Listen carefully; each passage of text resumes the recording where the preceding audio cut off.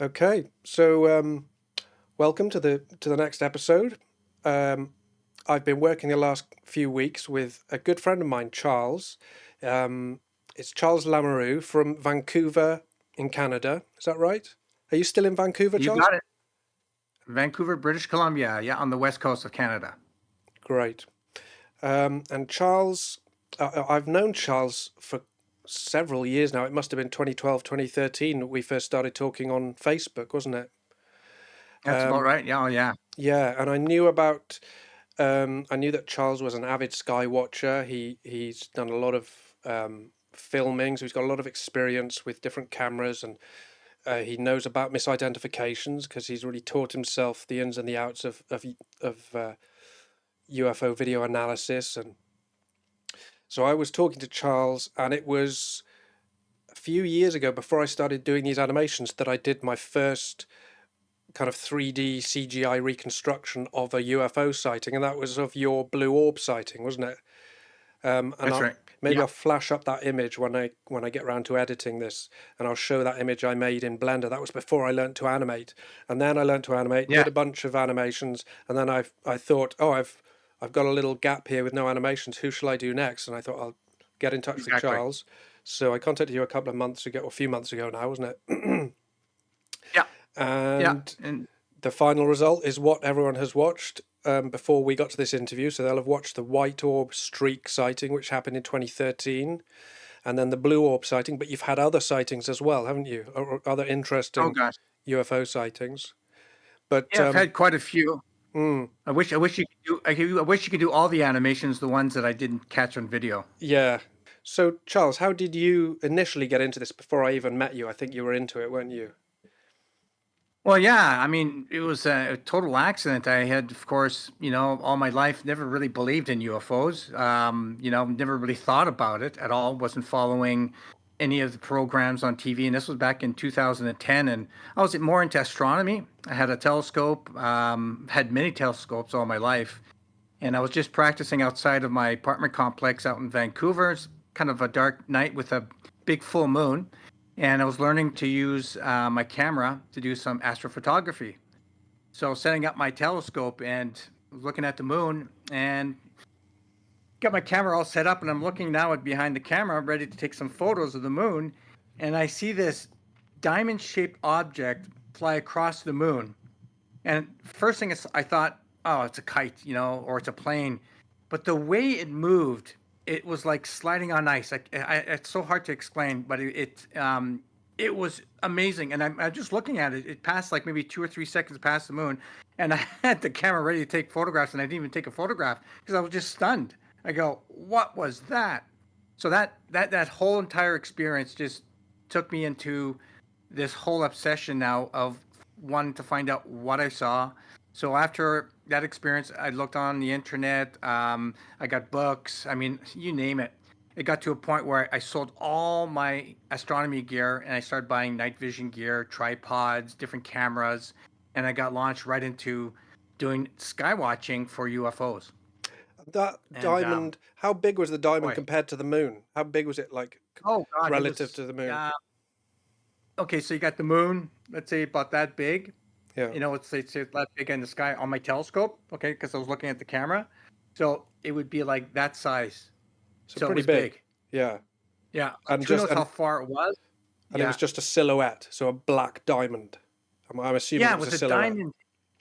It could have been a diamond, could have been a triangle, but just the way it looked like a diamond. Like, Okay. the way it was shaped, Mm. the perspective I looked at it, but it was not a plane, it was not a kite. And just the way it was moving, it was so strange. So I knew it was a UFO or something that I just can't explain what it was. So I just took me into a whole obsession trying to find out what I saw that night. And now it's been what, 15 years later. And you're still just as interested, Oh or yeah, if it, yeah, it's just not as active in the skies as it was back in, I know we're going to start talking about it back in 2000, late 2010, 2011, and all the way to 2014. It was very busy in Vancouver. And of course, I was just doing sky watching at night, and the first night with my monocular, night vision monocular, I start seeing bats, moths, you name it, all the stuff that you would see in the atmosphere, even balloons, different types of balloons, thinking these are all UFOs, and especially satellites. My God, with night vision, all the satellites are coming up, mm, on the screen. I had this little 3-inch screen that I attached my monocular on, and doing it all like this, holding it, looking down like this, and pointing my monocular in the sky. And it took me about 6 months to really rule out everything that I was seeing as mundane until one night. I'd say not even 6 months, maybe 4 or 5 months later. Then one night I started seeing these orbs that were totally different from anything else that I was seeing in the sky. They were coming really close to my balcony, and that's when I first saw my first orb, which would probably be around 2011. so when you're seeing balloons and birds and bats and stuff, when you first see them, they're fooling you, and then you're thinking, "Wow, those are UFOs." But then you teach yourself to Oh, identify that. exactly. How did you learn to identify the mundane things? How did you realize that it was a bat and not like an alien spaceship or an orb? Well, it's yeah, video recording them because I had the night vision. Some couple of monoculars I had a nice zoom on it, so I would zoom up, and then later on my computer when I'm doing my editing and looking at these videos, and I had lots of videos. I would look at them and I would just zoom in closely, editing on my computer. I'm going, that's got wings, it's flapping. Okay, that's a bat. So after a while of video recording and seeing these and seeing the type of behavior, how they fly in the sky, Mm, balloons, the same thing, how they drift, how they wobble in a certain way.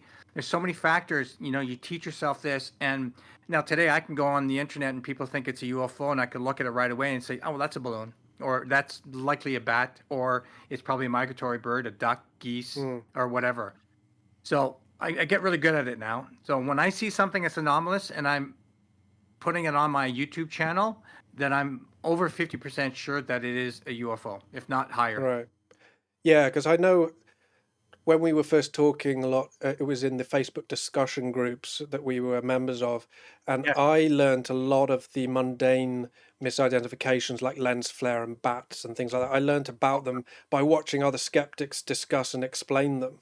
But you're actually taking footage. Like I was never actually going out with a night vision scope and taking footage, but if I had, I think I would have been like you see it happen with people who misidentify birds on night vision because they think they're glowing orbs because they look like they're glowing, but that's because it's on Yeah. night vision where the Yeah. light is being amplified. And I Reflected think a from, lot of yeah, people when they first get hold of night vision, they don't realize that. And so they see all these things exactly. moving around in the sky and they get really excited. They think they're seeing UFOs when in fact, as you've discovered, a lot of it is mundane and you just need to learn to work with that and to identify those things. And the worst one is I tried doing daytime sky watching. That's the worst and the most almost guaranteed that you're going to see something that you think it's a UFO, and almost guaranteed 99% chances are that it's going to be mundane. It's going to be a balloon. It's going to be Right. any kind of trash that's in the atmosphere. You get all these currents, air currents. I mean, you get so many, there's so much stuff in the skies from balloons to weather balloons to sonars that from weather balloons when they fall, they hit the air currents and they stay up there. There's so much of that. There's millions of stuff like we can name right now. We can spend a lot of time on this. What's in the skies, and they drift Mm, all over the world. One yeah. helium balloon, a mylar balloon, can drift for hundreds of miles Yeah. until it loses its helium. So they go up to 5,000 to 8,000 feet. And so Mm, depending the size of the helium balloon as well. So big party guys, they launch some balloons, they're gone. And then when they're really high up there, and if you got a zoom camera, and if it's mylar and it reflects off the sun, you get multicolors. mm, Even especially at sunset, it'll look orange. It'll look like it's vibrant, like Yeah. it's got its own light, but it's not. It's reflecting the sunlight.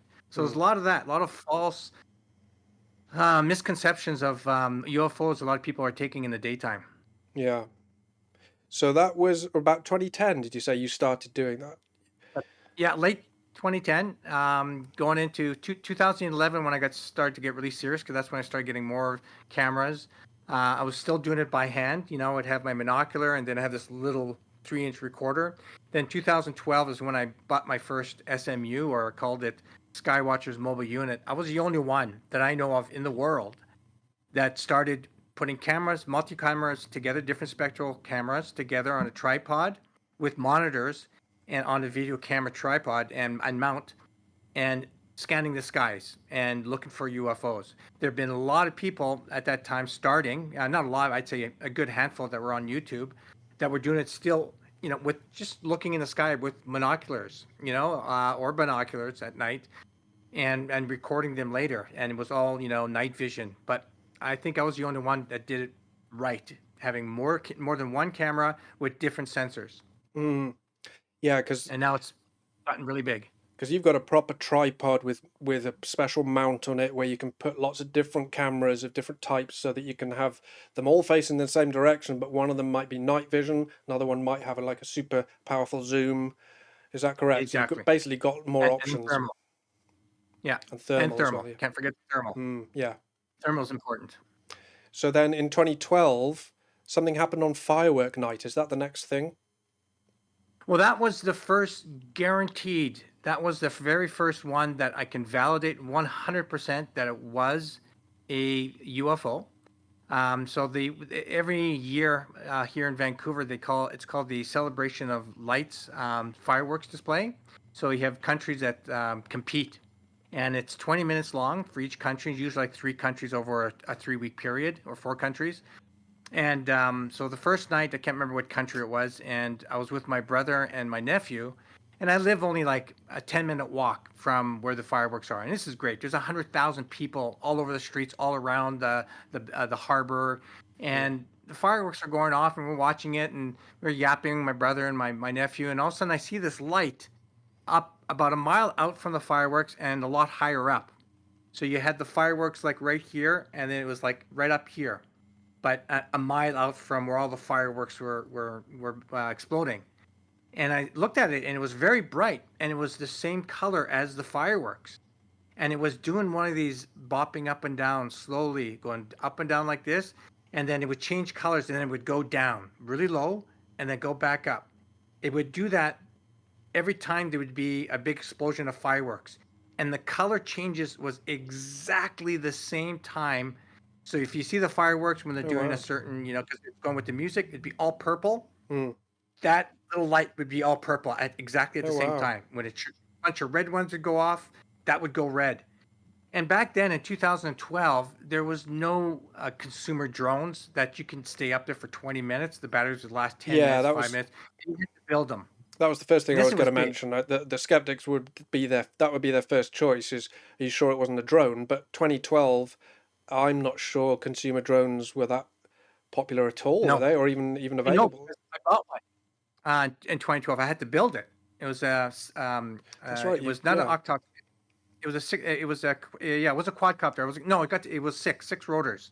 So I bought the 160, and you had to build it. So it took me like a month to build it because it was my first time, right? Soldering and everything, and it had DJI components when they first, before they had their full ready to fly drones, and it would be great. I mean, but it would fly for like 10 minutes with the batteries, Yeah. and the range on it wasn't very great. It was maybe 300 meters, 400 meters, and you would lose contact with it, and you have to fly it back, and it would wobble a bit, but it was still pretty good. But this thing was way out there. It was a mile out, and it lasted for a good Mm. 20 minutes for the whole fireworks, and it was big. It was a lot bigger than an octocopter. Really? How So can you tell? um, Because it had bright lights on it or something. How could you tell how just big because it it was? was far out, and Yeah. comparing to the peak at the top of the fireworks and Yeah. how high it was up there and Right. how bright it was, Yeah. right? So it's a bright light. So anything with a bright light like that would have to be pretty big. Yeah. Bigger than exploding fireworks. Or could have been the size of, could have been 5 feet wide. It could have been 10 feet wide. And from what I'm thinking, it was maybe about 2,000 feet up, but it could have been a lot higher. It wasn't any lower than that, Yeah. just because I can kind of tell the area because we have a flight path, right, for planes that come right over that whole area to go to YVR, which is the International Airport in Vancouver. So when you see all the planes and they're at least 5,000 feet up, it was below that. Right. So so that happened, and my brother was there, my nephew was there. They go, "Wow, yeah, UFO," and they lost interest right away, and they started watching the fireworks, and I just couldn't get that. I was like, just for the whole 20 minutes, I'm just watching this thing going up and down and going with the fireworks. Then when the fireworks stopped, it disappeared completely, Wow. completely disappeared. I'm going, where the heck is it? So I ran home. I just said I had to get my cameras because I didn't have my cameras. Back then, I had my Razor phone. Remember the Razors? I don't know if you remember those little flip flop. Yeah. It had a really crappy little camera on it. I Right. never used it, and I don't even know if I remember how to even use it. So I know I didn't have any cameras or anything with me. So I ran home and I got on my balcony, and that's when I had my first monocular because I had started back in late 2010 when I bought my first monocular. It was like 2011. So I was on my balcony. It's like 5 minutes after it finished, right? Because I ran home, and then I saw it further out in the city. It was a blue light. It looked like a satellite, but it was blue because satellites are light bluish, right, up in the sky. So it kind of looked like a satellite, but it was brighter and it had a nice blue tinge to it, and it was moving towards me. And I started recording it, and I think I maybe sent you that one. That was my very first orb UFO. It was coming towards me, and it was really, of course, crappy video because it was a monocular. It was black and white, and it was coming towards me, and it was going just behind the building, and it did a 180 and started going back the other way. And I don't know of anything that does that unless it was a drone. Today, yeah, you can rule out it could have been a consumer drone, but as we know, we ruled out consumer drones back in 2012. Yeah. So that was an orb, and very far away. And again, it's on video, so I got that one visual evidence captured. So I was Yeah. I was We've kind of got. proud of that one. I think I've got that one, and we'll play it later. We'll play a bunch of the videos that you've taken, Okay. which are interesting. I think that's one of the most interesting ones for me because either an incredible coincidence has happened, and you've got some kind of satellite that's gone behind a building, and then another satellite has come out from behind that building in pretty much the same spot Oh, it half was a second impossible. later, or the object has gone behind the building and then instantly turned around and come back in the same direction. And it's like if it's a satellite, that's a hell of a coincidence. But I don't think I think it might be No, too bright to be a satellite. Well, we'll discuss it yeah, when it we was get too to the bright. video. It was too bright, and also you got to remember, I didn't have that tripod. I had the small little 3-inch monitor, and I had the monocular. So I'm looking at the sky with one eye and going through to make sure it's all lined up with the monocular, and I'm looking down, so I can see what's coming on the right hand side. I Yeah. can see the whole sky. Okay. There's nothing coming on the right hand side of the building. Yeah. Okay. So Yeah. this was definitely the only thing that It's was the coming same by. So it object. did a 180. Yeah.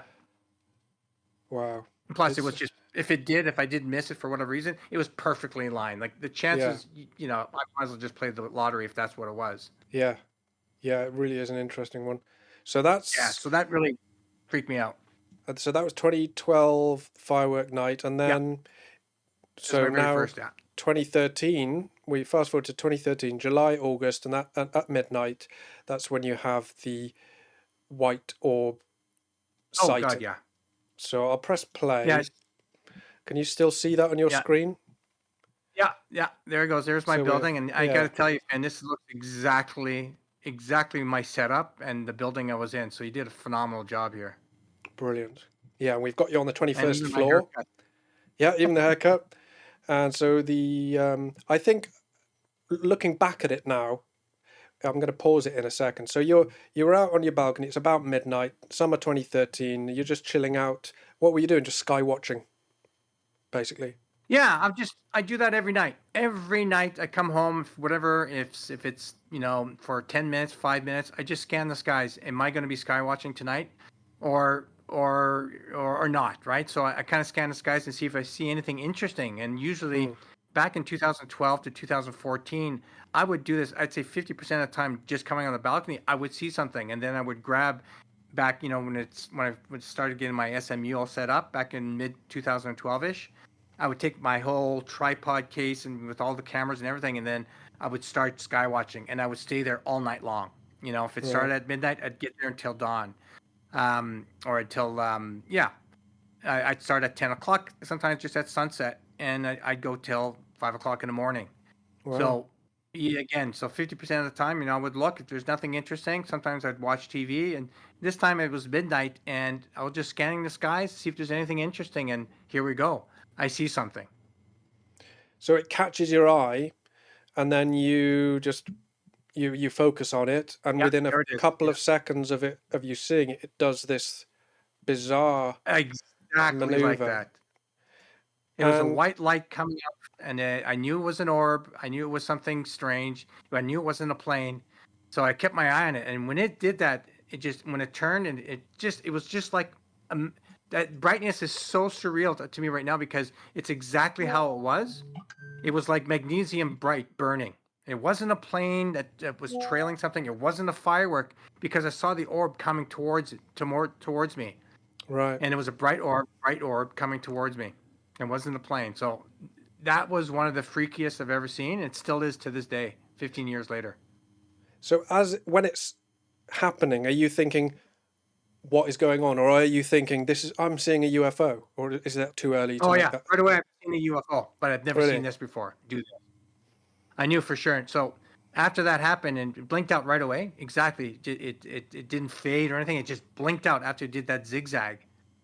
Then I ran inside my balcony, and because it blinked out, it didn't see anything. And I got cameras all over beside my balcony, inside by my yeah, just because of UFOs. And I grabbed a camcorder. I think it was my yeah, at that time it was one of my night vision ones, and I want to see if I could see it with night vision. Right. And unfortunately, I didn't. But then when I had my camera and it came back out, this was and you can continue the video.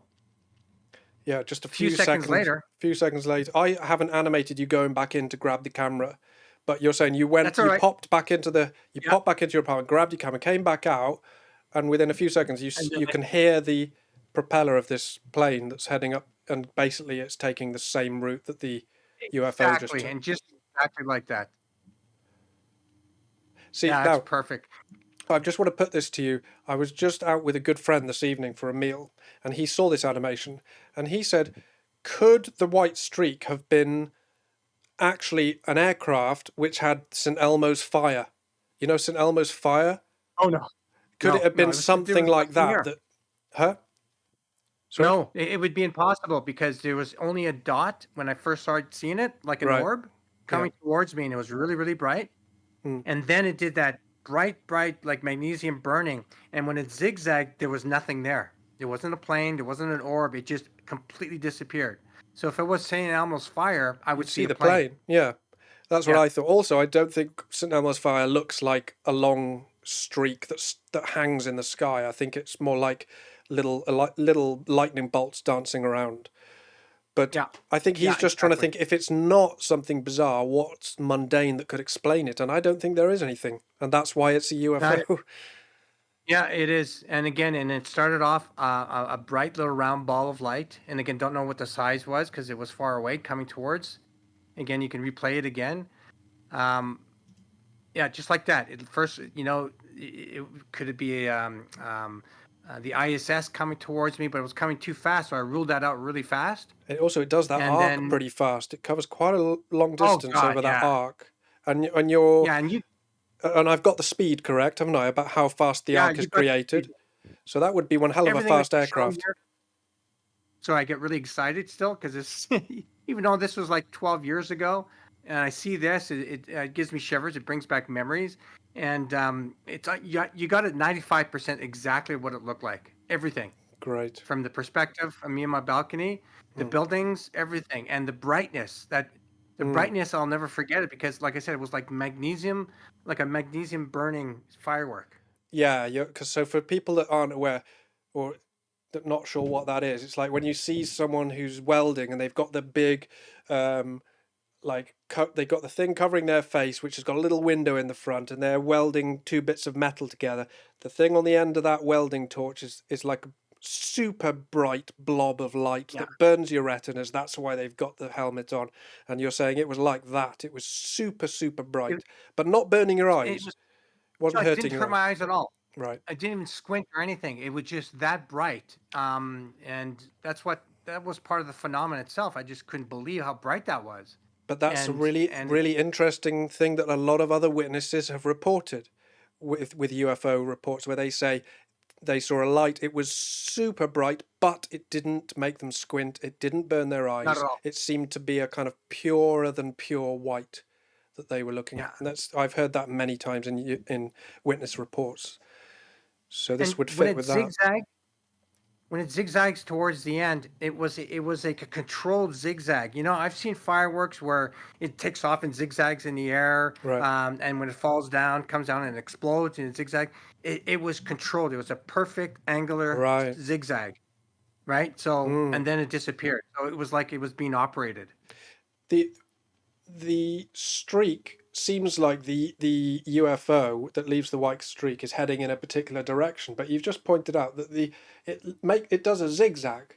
So Very strong zigzag. for me that suggests if it wanted to just like head north and it was going north, why would it add a zigzag? It's completely redundant. So it seems to me like it's showing Yeah. off.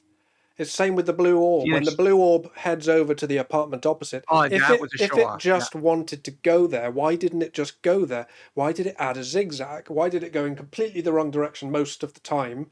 It seems like it's to Yeah. show off that it can do the zigzag. Yeah. Yeah. It did. It did. The blue one, I'm almost certain it was a show off thing. It was like, I want you to see what I'm doing. Hmm. I'm an animal, man. I'm scared, but I'm trying to get you away from me. I don't know. It just seemed alive to me, Hmm. and the white one, yeah. Why didn't it just continue this 180 and keep on going and disappearing at that time? Why did it zigzag again? So that's why I keep on telling people when they see a UFO, if it does any kind of a zigzag or a yo-yo trick up and down, it's the real deal. That's their Hmm. behavior. It's very common. I've seen that in, well, two zigzags, at least three zigzags in Yeah. all the UFOs I've seen. I've seen numerous bopping up and down like a yo-yo Yeah. on almost half of my orbs that I've seen. So it's their behavior. It's normal to them. Hmm. Because this So why zigzag, they do it? yeah. Well, the zigzag thing for me, it reminds me of my sighting, where my final sighting in 2008, where the two black triangles cross the road a couple of hundred meters, about 250 meters away from me. They crossed the road in front of me, and then they turned away from me and headed up the road away from me. So I remember thinking, So I wasn't just in the right place at the right time, because if they wanted to go up the road, they would have just gone up the road. they But could have, they yeah, purposely crossed the road in front of me before turning away from me, which suggested to me that they wanted me to they see want to them. see you. Yeah, yeah, It's I like agree. it just seems really obvious that I wasn't just in the right place at the right time. They were putting on a show. And it seems like that happens with The, so many other sightings, like yours, you know. the white one that did the whole, if that plane was truly following it, it did a zigzag for them Right. Mm. because it was following it. Yeah. So it did a zigzag to show off and then Mm. disappear. And then they bank, come around, and it's nowhere to be found. Yeah. Wow. But it's that those are my two favorite ones and truly the best ones in my mind. These were spectacular, like to watch, Because of a the blue orb movement. 10 feet from me, right? Mm. And then a big bright, brilliant bright streaking one, and then a plane banking. It had action to it, right? Mm. There's a story behind it. So Plus, that's why I plus, it seems like the blue one was was an interactive experience, whereas the white yeah, big one time. and the three orbs were more of a just watching from a distance. Especially when I laughed and they just boom took off. Yeah, Right? that's That's amazing. just freaked me out. Yeah, that's good. And something you made sure to tell me of this is that the moment it vanished, it kind of stopped as a blob. It did a little blob at the end, like someone And putting a then it went full out. stop on the end of a sentence or something. Exactly. Yeah, and I'm guessing that was the original blob or the Right. orb. Yeah. But I saw it just at the end and it disappeared in the blink Right. of an eye. Like the whole thing. Thinking it was a contrail, like a bright contrail like in the firework. There was nothing. There wasn't even a trail after it was gone. It was gone completely.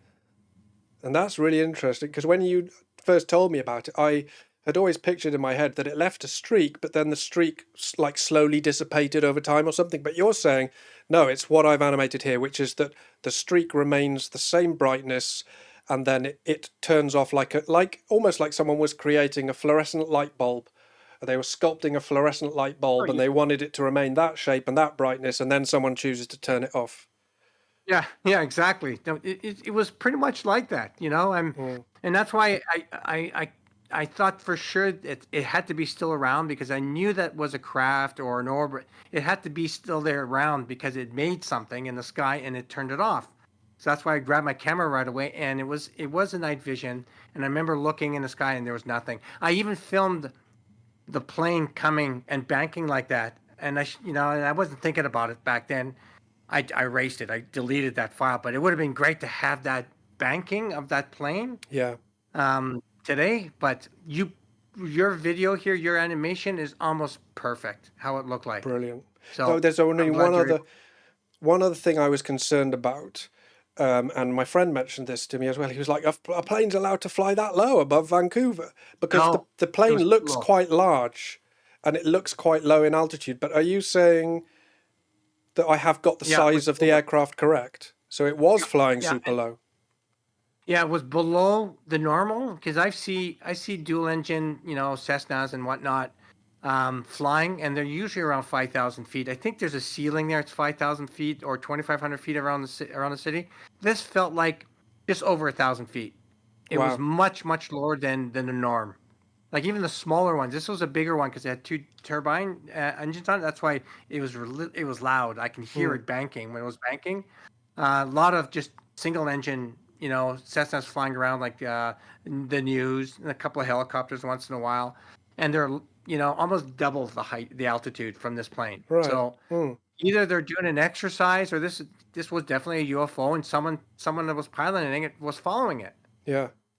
I was on your channel last night watching some of your other videos, and I think it's not the end of the world, but I think I've got the building on the right hand side a little bit too small because when I look at it, it's much taller than the building on the left in real life. But here, it's almost like the building on the left that the blue orb and the white orb basically hover above. It looks like that Yeah, building is pretty it's close a to the little height of higher, this building.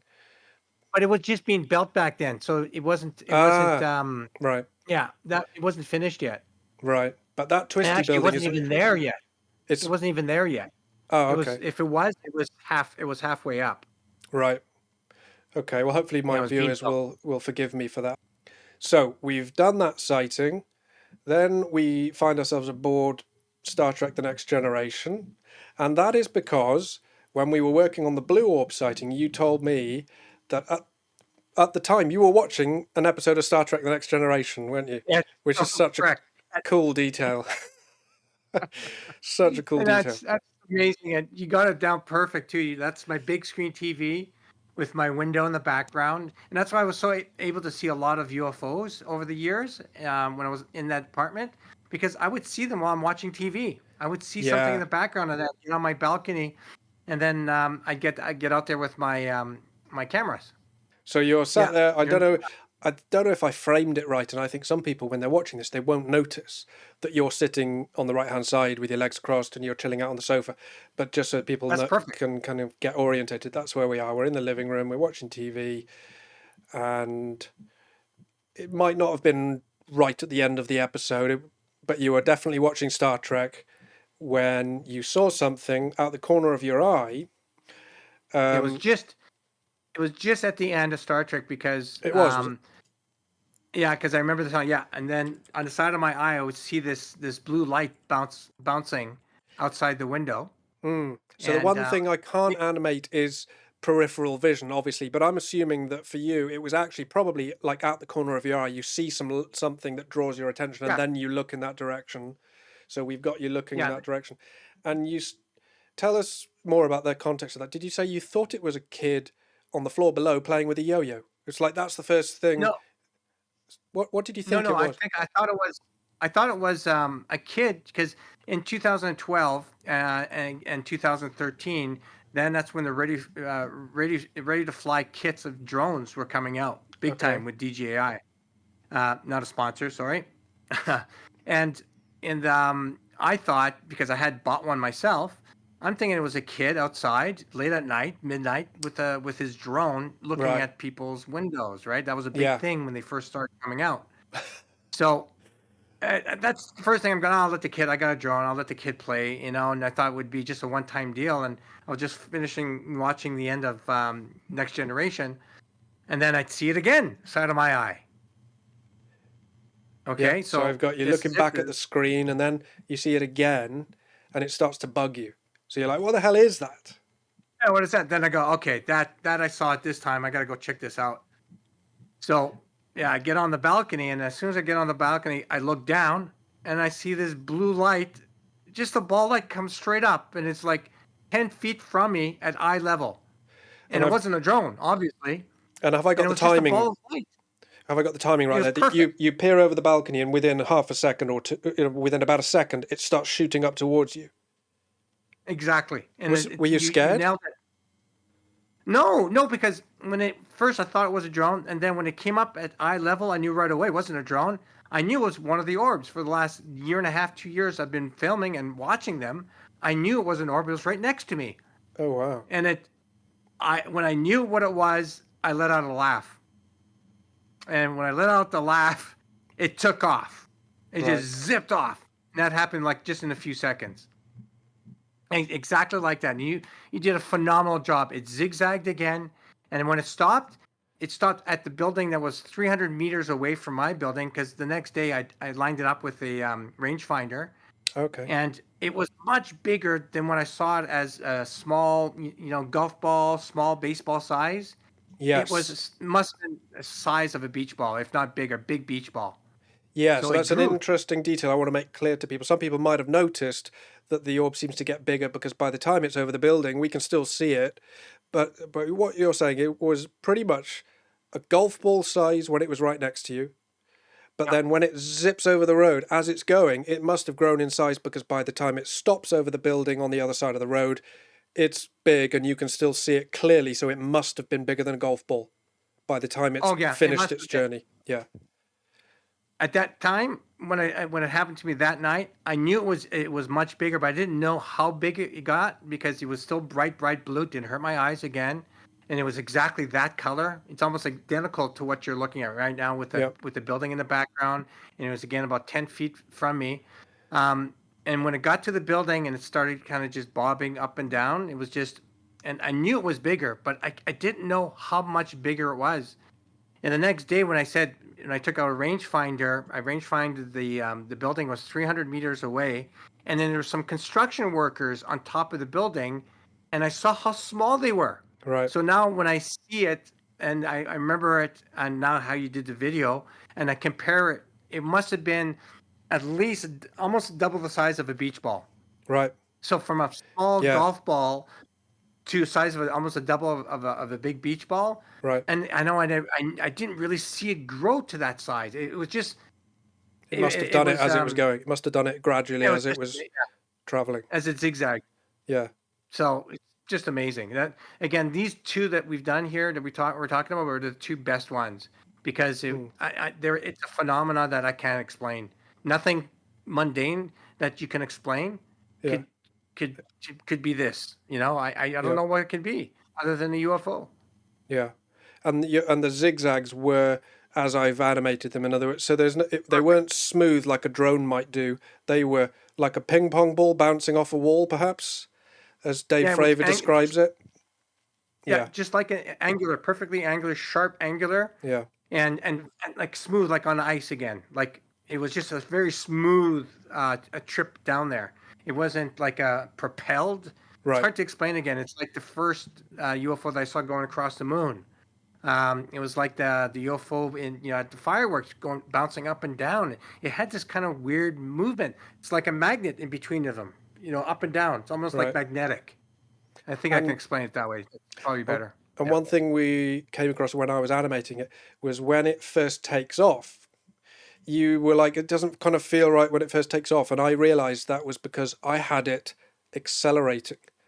And so as soon as I changed it so that it doesn't accelerate, it just instantly starts moving away. You were like, that's it. That's what was wrong. Exactly. When it moved Yeah. away, it was instantly taking off, which is also known as one of the 5 observables, isn't it? Instantaneous acceleration.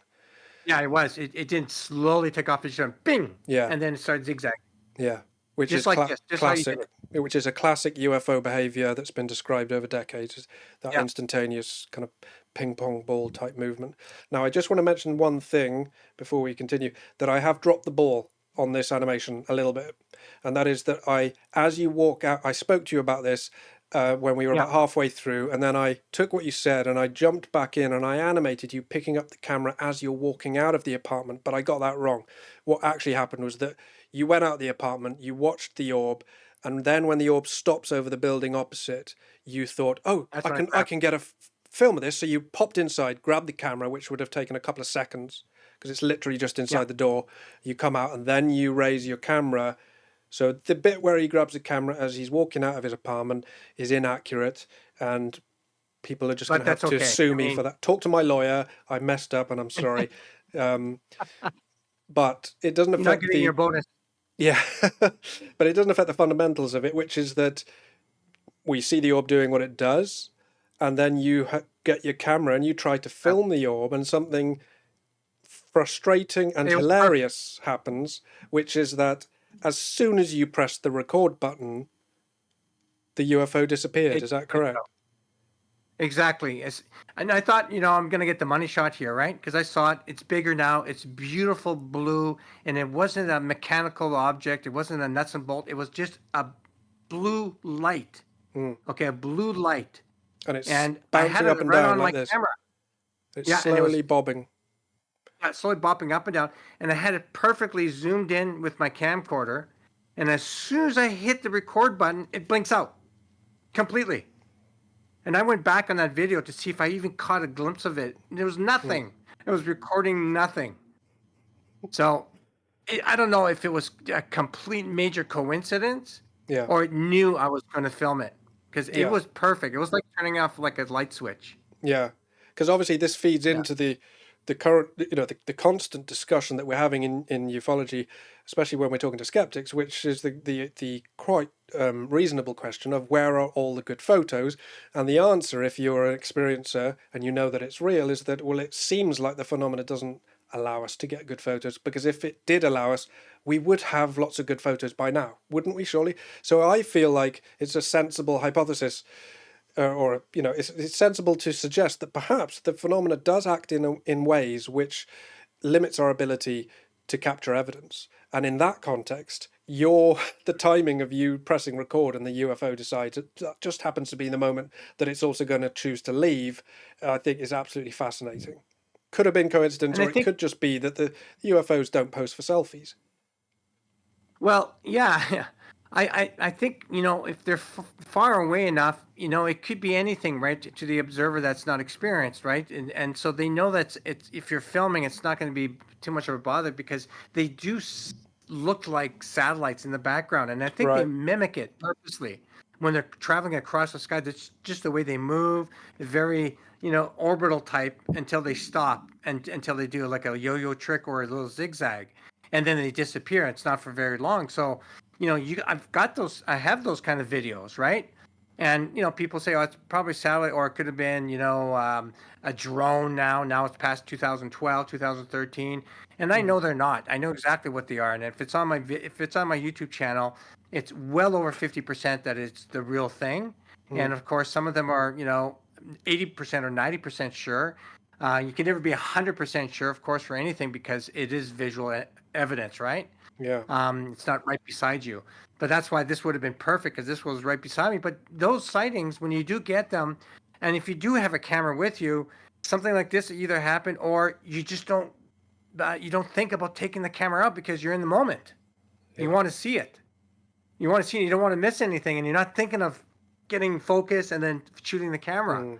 I've seen that. I've done that many times. Some better shots too that of a UFO in the background, and it lasted like 7 or 10 seconds. And I had my camera with me, and I just never thought of taking a video, and then it's gone. Then I always kick myself, but you just don't think about it. So that's one of the other big reasons too.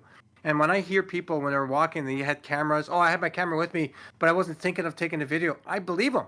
Oh yeah, I 100%. totally believe them because Well, because it's so shocking I mean, what you're not seeing. It's so only surreal. yeah, not only is Yeah, it shocking because it happens when you're least expecting it, because no one tells you you're about to have a UFO sighting, right? So not only is it yeah, shocking because it happens so suddenly and unsurprisingly, but it's also shocking because for your whole life you've been told they're not real. So when there's one yes. in front of you, it's incredibly shocking because they're not actually meant to be there. So what would you say to the skeptics about both the white streak and the blue orb? If they say, okay, the white streak, we don't know, probably some kind of atmospheric phenomenon. The blue thing sounds Yeah. more like a drone. You got close enough. No. You were literally 10 feet away from the blue orb. You could tell that it was not anything normal. Yeah. Yeah, well, just to talk about the blue orb for a second, yeah, Yeah, I thought it was a drone initially, right? So that's why I went on the balcony. yeah, And when it came up to me and I was so close to it, I was within 10 feet. It could have been 6 feet away. right. And not that I could have thrown something, could have spit on it for that matter. And it was a perfect round.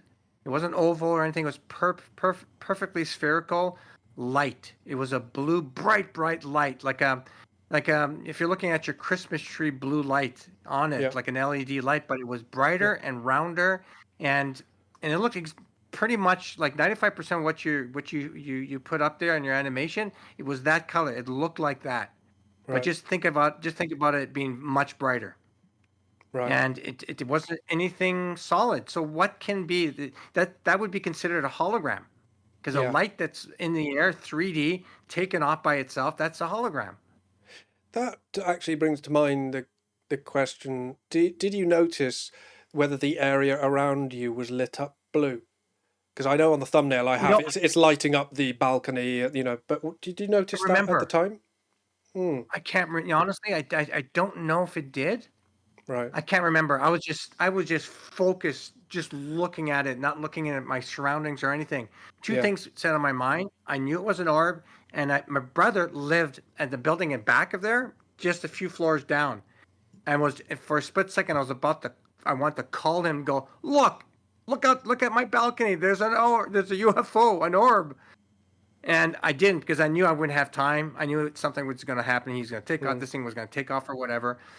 So I was thinking of all those things at once, and then I just laughed. And when I laughed, it took off, zigzagging. And you So said that all happened like in 4 seconds. and you've said to me that you think that the laugh caused it to take off, like it was Oh, responding to absolutely, you. because it's perfect. Yeah, it was perfect timing. When I laughed, it just took off, Hmm. and then it started zigzagging, and I was watching it.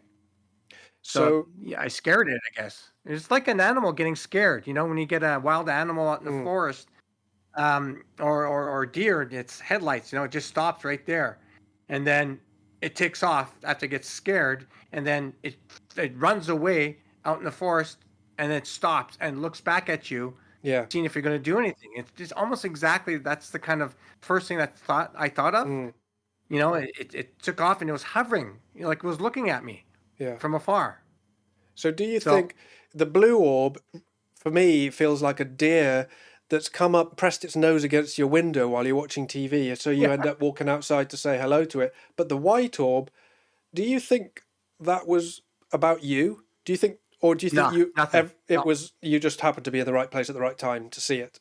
right time, right time, right place, and I think if that plane was following it for a while now, it was being chased by the plane, and it did that for the plane's Okay. purpose. Oh wow, So I that hadn't even thought happened of like that. it's yeah. So maybe Hmm.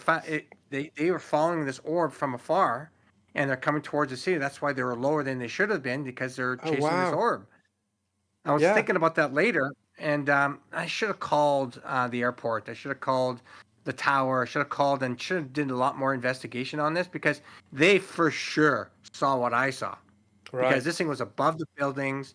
Anybody that was looking in the sky in that direction at that time saw it because it was so damn bright. Right. And then this thing banked exactly the same path of that orb that did the zigzag and everything. So it was chasing it. There's no doubt in my mind. Wow. That's interesting. So Yeah. it might have actually been that the pilot was having a close encounter, and you Yep. got to be a Watched it. spectator to that event. So I'm Wow. hoping. I'm hoping that this goes viral. Please, people, forward to everybody in Vancouver, BC, and the pilot that saw this orb, and I know they did. I would love to hear from them. So I'm hoping this gets Mm, viral and gets out there because that would be this has been awesome. 12 years now that this happened. Yeah. I'm sure it's still stuck in their brain. It's like it's still stuck in mine that this happened. So I would love to speak to that pilot. Yeah, that would be amazing, wouldn't it? So anyone Oh yeah, living well, in Canada, please forward this video to all your friends because it'll get me yes. extra views and it'll get hopefully get Charles to be able to meet up with that pilot because that would be amazing. We'd have to do another For me, interview it's then all with about. you and him. Oh, that would be awesome. Yeah, just forward it to as many people as you can. Yeah. I'm not. I don't do UFO videos for money or anything. I don't monetize anything. It's all about getting to the truth. So please forward it off to everybody. I'm a real skywatcher. I'm looking for the truth, and as soon as I find evidence, anything, I put it on YouTube, and everybody can watch it for free. And where can people find you? We'll repeat this at the end, but since we're talking about it now, what's your tag, your profile name on Twitter? Oh, It's I should change it. I think it's Charles T. Lamb. Whatever YouTube is. But if they search Charles Lamoureux, my whole full name, Lamoureux on Google, or any search engine, you'll see a whole bunch of my stuff, and you'll see one of my videos for sure on YouTube, and then all my videos are there. so that was 2013. No, sorry, 2013 was the white orb.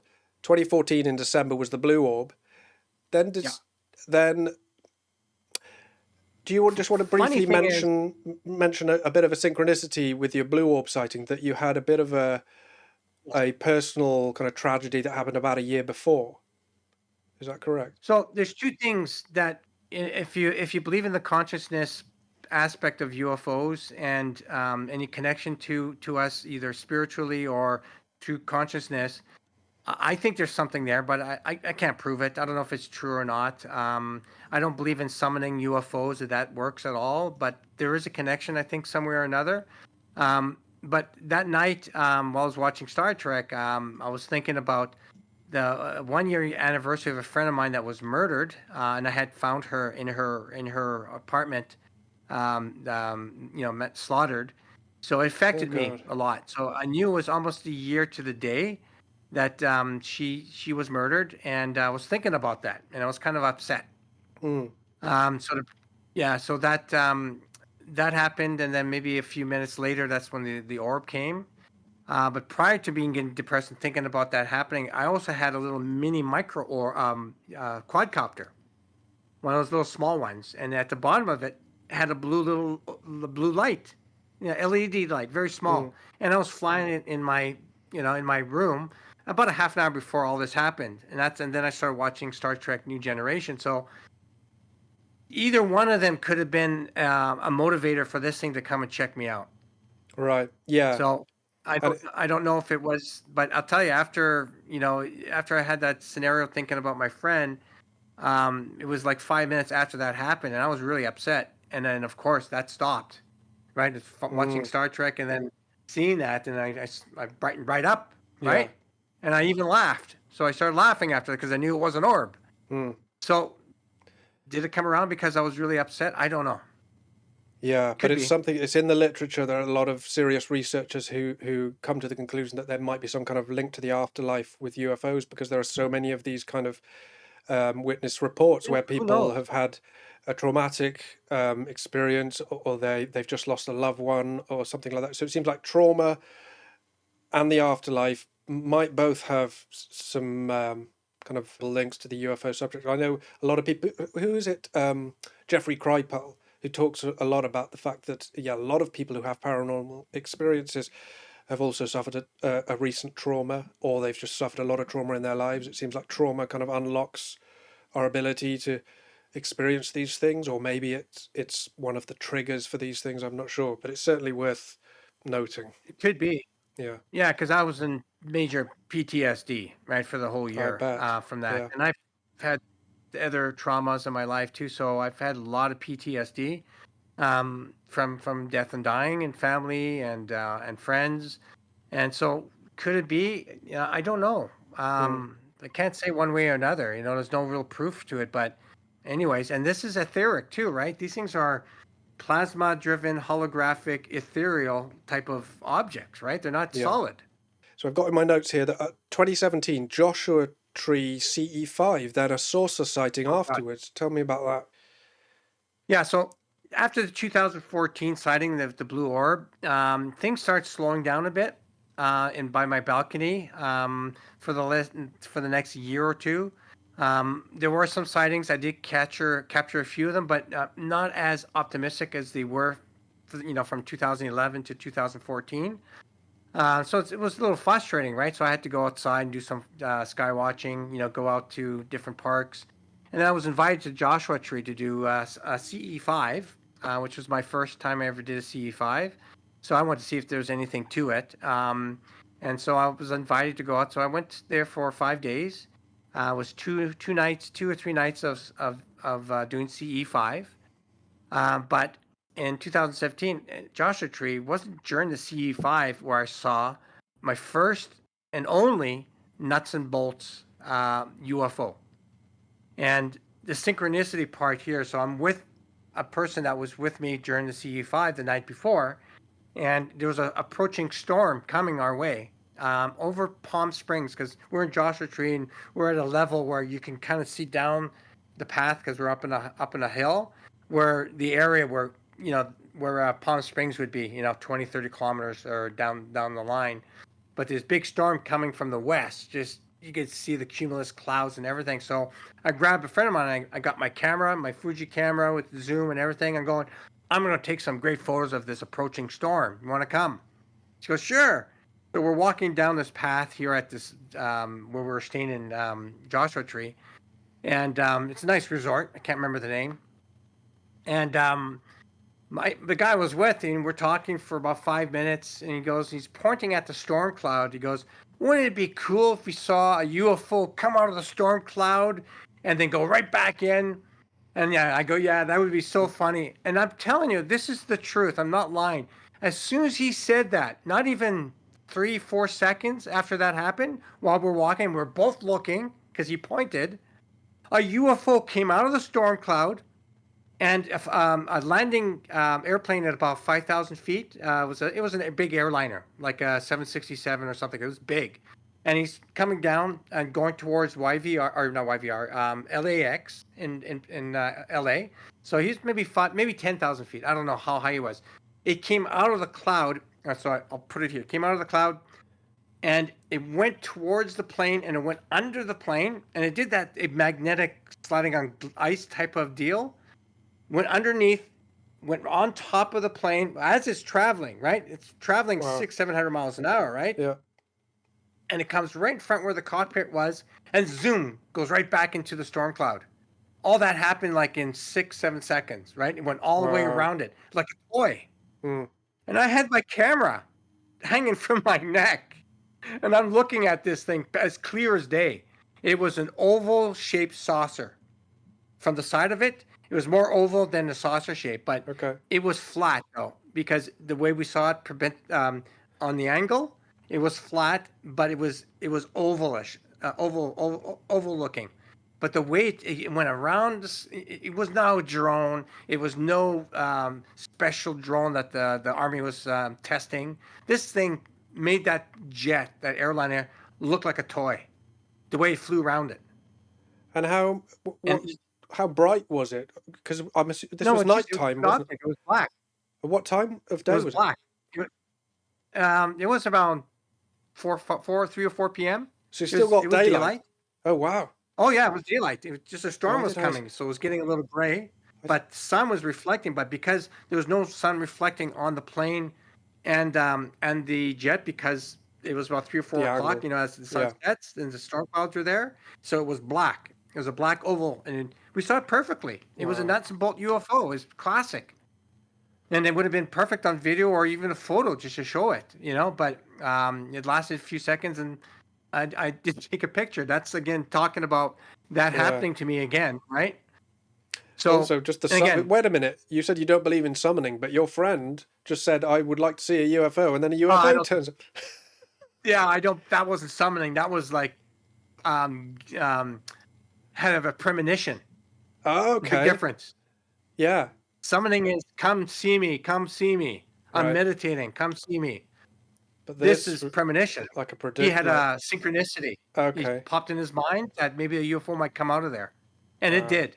And people can be listening and watching right now and going, this guy's full of bullshit. I can tell you one thing, 110%, this is so true what happened. Mm. It freaked me out even more because, I've seen orbs. I believe in this stuff, but this was really a freaking amazing. Like within 3 seconds of him pointing and seeing, and we're both looking at that time, kind of like, ha ha ha.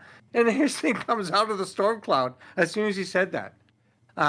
This experience wasn't during CE5. It was hours after a CE5. So, and we were, maybe 2 miles from where we did our CE5 thing. So was it part of the CE5s is why we saw this the next day? I don't know because everything about CE5 is during the time you're doing CE5, you're getting Yeah. experiences, right? So I don't think it had anything to do with CE5. I'm Mm. not a big component. I mean, I don't. It's like I said, I don't really.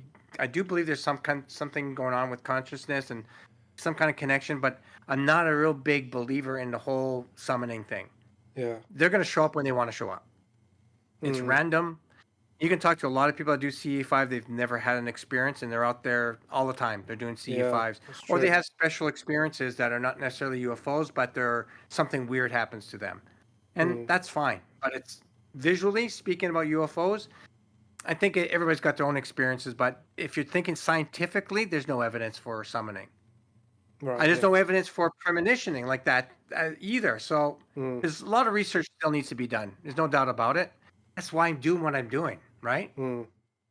Still lots of stuff that needs to be done. Oh, I totally agree. I think a lot more work needs to be done, and for that to happen, we need to get a lot more people on board, people who are really passionate about doing proper research. But I think that's starting And to happen now. The more the ridicule is kind of diminished, the more likely we are to get super intelligent people and people with funding to come on board. what's happening? Yeah, It's happening all over the place right now. It's just a matter. I just see that there's been a lot of since 2014, 2015. It's diminished quite a bit in terms of real credible sightings around the world. Not right. just for me. I haven't seen anything great that I can say that, oh God, that's exactly what it was. It was an orb or it was whatever. I haven't seen anything in my neighborhood, but it doesn't mean that other parts of the world is not a flap going on, right? And we just don't know Yeah. about it, or people are not recording it. So do you think that's definitely what happened in your case, that there was a flap in Oh, Vancouver and you were one of the few people paying absolutely. attention to it? Yeah, absolutely. Because it was so common, during the summertime, because I would do it for at least 6 months of the year, because after September, October, it starts to rain, and during winter it rains. But the blue orb was December, but it was raining. I wouldn't be skywatching. So this thing came after me. It was at Mm. my door, right, getting my attention. So, but normally it's at nighttime and it's during the spring, and summer months because it doesn't rain. Um, and so I've done thousands of hours of sky watching. If you consider the amount of years I've been doing this and the amount of months, Mm. and doing an average from 3 to 6 hours a night, it goes into the thousands of hours of sky Mm. watching. So you can imagine, I know what I'm looking for, and I know what's kind of mundane and Yeah. stuff that I don't know what it is. And there's still a lot of that. You're always learning. There's always something there that I don't know what I'm looking at. And it's interesting to note, though, that the fact that the amount of activity has died down suggests to me that you do know what you're looking at. Because if you were just Yeah, an idiot who keeps on misidentifying balloons and thinking they're orbs, then yeah. has everyone in Vancouver suddenly just given up buying and releasing balloons? No. So there are obviously still going to be a pretty relatively consistent amount of balloons and things like drones and stuff like that that are around, and so you wouldn't notice a drop in activity if those were the things that you were just filming and misidentifying. It must be that there's something else, and that the activity that thing was doing has dropped for you to notice it. Am I making I sense? would love. Yeah, no, you're totally making 100% sense. And I'm thinking I should do a live Skywatch. And for people that are interested in learning what's in the night sky, what's Mm, mundane, because over 95% that you're going to see at night, it's going to be completely normal. It's going to be yeah. balloons, satellites, meteors, fireworks, whatever humans have in Moths, the atmosphere right now. bugs, Moths, bugs, bats. bats, Yeah. a flock of geese, a lot of that stuff going on. Mm, And sometimes you just see a glimpse of it through the light pollution, and if you got night vision, you can see it at far distances, but it's actually a goose or a mm, duck. Um, and so doing it live, so people say, when they're doing they have their interest of getting a night vision device and doing their own research, they can learn from doing it. And just by watching it once, you get an idea yeah. because there's activity. No matter what, I'm skywatching. I'll find something, I'll see something, I'll record it, but it's going to be mundane. UFOs, it's a UFO when you see it. That's Yeah. all I say to people that are doing it for the first time. You'll know. I just went, the same friend I was out for dinner with tonight. We went on a bit of a drive and we were talking about maybe sitting in a field and trying to summon some UFOs. And he was like, "Oh no, if it's a cloudy night, is that going to be good or bad?" And I said, "Actually, that's really good because it means we're not going to get overexcited about satellites because we're not going to be seeing any satellites. Because That's if we're going right. to have a Yeah. good UFO sighting, it better not just be something that might be a satellite. It better be a huge black triangle that floats 20 meters above the ground, 50 meters away. That's what I want. So I don't care Yeah. about how low the cloud cover is or if the weather's any good, because if you get to see a really good UFO, it should be so unambiguous that you know what you're looking at, like your blue orb, Yeah. when it's Absolutely. right in your face.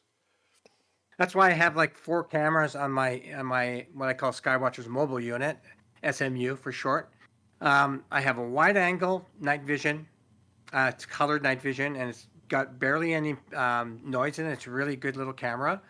I have a long distance vision, night vision camera. It's colored vision again. It's 50 millimeter, and it's got a zoom up to 35 times.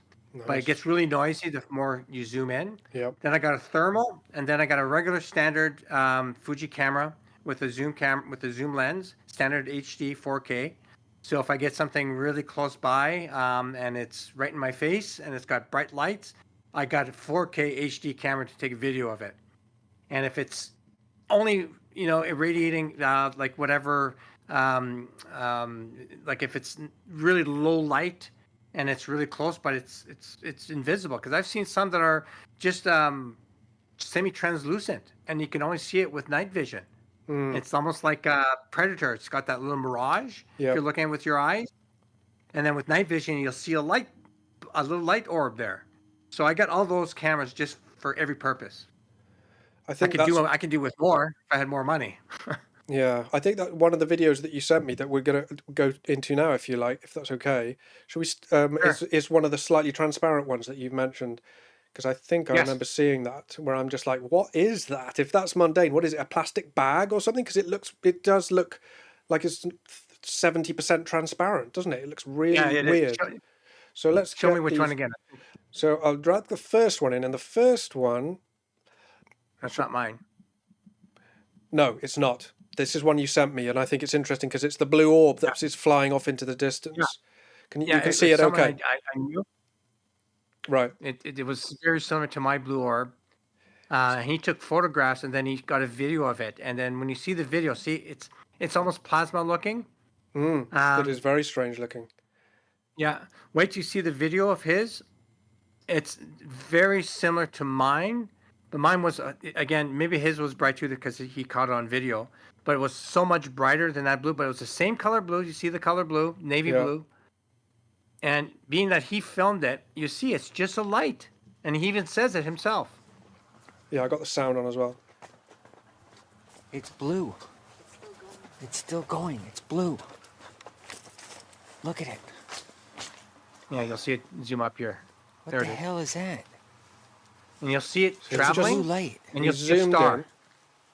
Yeah, you It's actually a see it blue fly freaking past a light. star, don't you? So you can tell it's Yeah. moving pretty fast.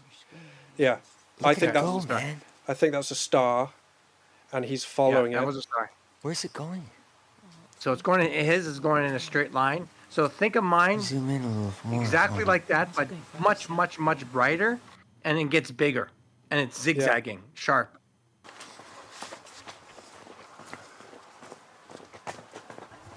It's blue. It's still going. It's blue. Look at it.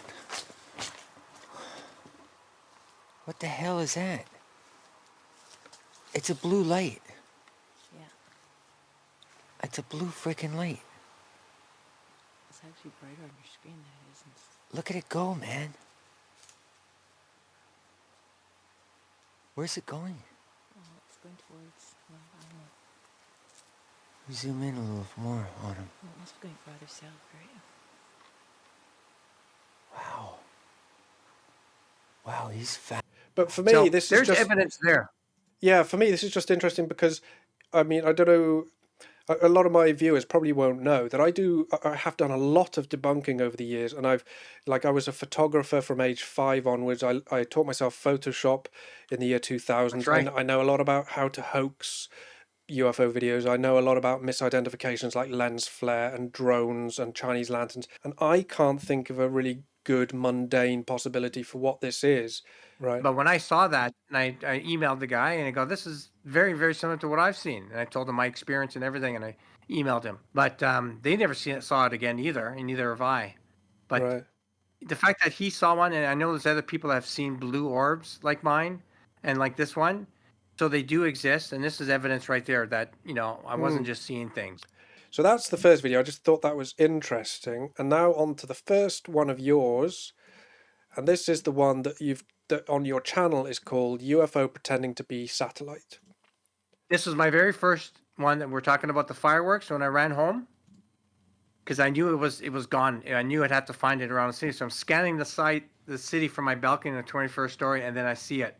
And this is black and white, so it was blue though. It was a light blue, like almost like satellite in the sky. See, and here it is, and it comes around and does a 180. So I knew this was the object because there's nothing else I could do that back then. This thing was coming from afar. You started a little late on the video. It was way out there by, out in the city. And I was following it for about maybe 30 seconds, about a minute before it came towards the building. Okay. And it was just following a straight orbital path like it would be looking like a satellite. Anybody that would look up and see it would say it would be a satellite.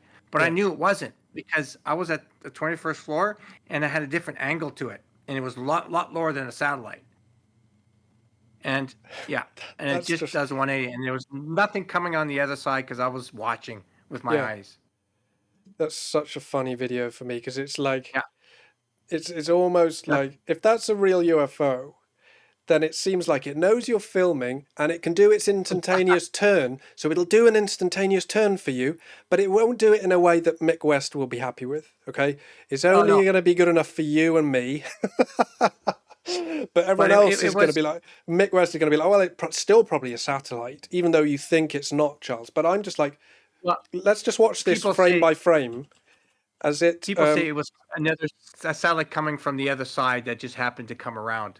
I don't know. I was watching. There's nothing else in the sky. It would be an incredible coincidence. To me, it's the way, it's exactly the same spot. I'm pretty sure that if I put my mouse here, it goes behind, and I keep my mouse. Like a little circle. The camera's moving a bit, but I think it's going to come out about here, and it does. So it's like, it comes right back on the same line. Yeah, it does. It lowers down. That's just hilarious. So imagine if there was a satellite coming on the other side, hitting the exact same line. Yeah. What are the chances? It's in the million. Not only is it coming out in the same place, but it's coming out at the same angle that it went in at. Yeah. If it came out like if it went behind the thing and then it came out going in a different direction, then we'd be like probably a satellite. But it goes in and comes out in exactly the same spot and at the same angle. I think it's trolling us, Charles. I think the UFO is trolling us. Totally. And people who are real hardcore skeptics like Mick West and a lot of other people that just don't believe in UFOs at all, they won't listen to you on that. They'll say it's a satellite coming from the other side. They don't want to accept it that this is possibly a UFO. They don't want to accept it. It's just that, you can put a little gray alien in their front yard, with a trick-or-treating, and they still won't believe him, Yeah. So that's that one. That's how it ends, isn't it? Now it just goes back in the opposite direction and continues. Yeah, it keeps on going right to the edge of the city, and then I lose it. And then we got something else streaking. Satellite. But something else streaked past there. Could that be another satellite or a bird or something? That was a bird. Okay. Yeah, that was a bird. So that's the first one. That's my favorite one, I think. It's just like really funny. Yeah, it is. And it was my first one too. Yeah, first good UFO video. Yeah. Brilliant. So here's the second one. This one is 2013, and it's called This was UFO excellent. Flying Low over Vancouver, February the 25th, 2013. Wow. Alright, I have no idea. It just showed up. It was bright orange. All right, Okay. and and I'm on my balcony already skywatching, and it just blinked on. Whoop, there's an orange light in the Just sky. came out What of the hell nowhere. is that? So, Okay. yeah, and I brought And my cameras around there. I just want to point out for the viewers that aren't too savvy with this, that there, your camera just went out of focus, didn't it? That's Yes. why the UFO Yeah. looks like it's gone. It looks like it's kind of gone whoop, and then claps back in on it. But that's actually your lens kind of going out of focus and then coming back into sharp focus. Yeah. And we see that Yeah, a lot that's where just, people misidentify blobs or stars, Ah, and when their camera yeah. goes out of focus, it kind of changes into this huge spaceship that's now telepathically communicating with me. And it's like, you're like, no, it's just a camera. It's just a camera going out of focus. Yeah. Okay, This so that's was a good one. It lasted over 6 minutes, and it never dimmed down. It started blinking a bit towards it was going really slow, and it kind of stops over the city. So this is like right in the center of downtown. Because remember, I'm on the 21st story, and if you look down, of course, if I pointed down, you would see the city down there. And then later on, again, you can either keep it going here or fast forward it, and you'll see it go all the way down to the edge of we call the downtown core gas town, or yeah, and it's going towards North Vancouver and Cyprus and all that. So it's going over the ocean. okay. Yeah, I'll Yeah. fast So forward a bit because it kind of it's comes to the end of this crane and then it changes direction or stops. I can't remember. yeah, it stops right there for a long period of time, for Yeah. about a minute or two. It just stays there. So a lot of people are saying this could be a Chinese lantern. Well, first of all, it just showed up in the sky. It just appeared. And that's not how And- Chinese lanterns work. You see Chinese No. lanterns coming up from the ground. Yeah. And they usually keep on going up until they burn out. Yeah. Right? This thing kept at the same level and started drifting. If not, wasn't drifting, it was moving on its own. Drifting, balloon, LED balloon, all those things wouldn't stop up in the sky like that. There's always air current, especially above a city. Yeah. So this thing was purposely just hanging out. And it looks like it's pulsating a little bit. Yeah, it was pulsating. Orange to the naked eye, appears out of nowhere. And then I lost it. Honestly, I couldn't see it with the naked eye anymore. And now, because of night vision, you're able to see it. It didn't lose its brilliance on night vision. So when I'm looking at right now, I had it because I had it like this. I couldn't see it anymore. It was gone. It was very dim. It was bright, and then it got really dim. Thinking maybe it was a Chinese lantern and it burnt out, but no. Then I'm looking at it, and it's still bright. So it was producing infrared light. Wow. So that rules out a lot of things. Yeah. It's producing infrared light. There's an infrared light beam there. So birds don't 40 nanometers, 820 nanometers, doesn't matter. That's not an LED light. That's not any kind of mundane light that you know of. You'd have to have specific, yeah. Yeah, it's not. It's obviously IR not light. any of the. It's not a bird. It's not a satellite. It's obviously not a bird or a satellite. I mean, we can all, even Mick will agree with me on that. It's not a bird or a satellite. We don't think it's a Chinese. I mean, it doesn't seem to be a Chinese lantern. No, what else is it's not there? Chinese lantern. It's not an aircraft in the distance heading towards us, and all we can see is its headlight. It's not a firework. It's not a LED balloon. I wouldn't. It doesn't produce IR light. It's not a drone. It's a UFO. Yeah. Not a drone. Not back in 2000. Well, but they didn't. They had only one blinking light in 2013. They didn't have solid lights. Yeah, but even if it was a solid light. Oh yeah, it's just a way. If you watch the whole 6 minutes, I tell everybody to go watch this. Not a drone. Yeah. Watch the whole 6 minutes of the video, and you'll see it's not a drone. The way it travels, it just slowly moves across the city, and slowly goes off scene. And so let me fast forward a bit more. It's hanging around by that crane for a long time, and then it kind of takes off again. Yeah, that's when a helicopter started coming close above me, started flying over me, and then it starts moving. So it wasn't far away that there was a helicopter, and that's when it started to move again. Wow. So that kind of shows a little bit of intelligence in my mind. So that's the second video. and that's towards the end of it there. And I Yeah, there's the will. mountains in the background. I'll put the link to your channel in the video description. So anyone who is interested in these videos, go to Charles's channel so you can check them out yourself. He's also got some videos on there where you see him filming from his balcony, so you can really see for yourself what the city looks like and what his view was like. And this is from your Yeah, and you'll balcony as see well. how close your animations are to the real thing. Yeah, Yeah, yeah, it's all from my balcony. All my best stuff came from my balcony. right. So that's that one. Next one we've got is one it's called UFO hovers and speeds off, August 2012. Oh yeah, this is awesome. Once again, same, almost in the same area, but also pointing up a bit.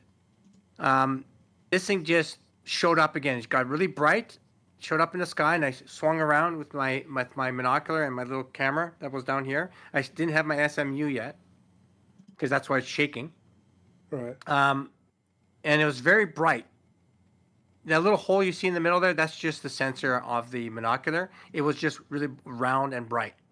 So you're saying that So for some reason the camera that you're using is creating a little artifact in the middle of the blob of light. So that yeah, I that figured that artifact out later would on. not, so that wouldn't have been there to the naked eye. You would have just seen a white blob to the naked eye. Right. It was a bright light, yeah. It was like Does seem double very bright. the brightness of the ISS. Yeah, you can tell it's much brighter than surrounding stars. Yeah.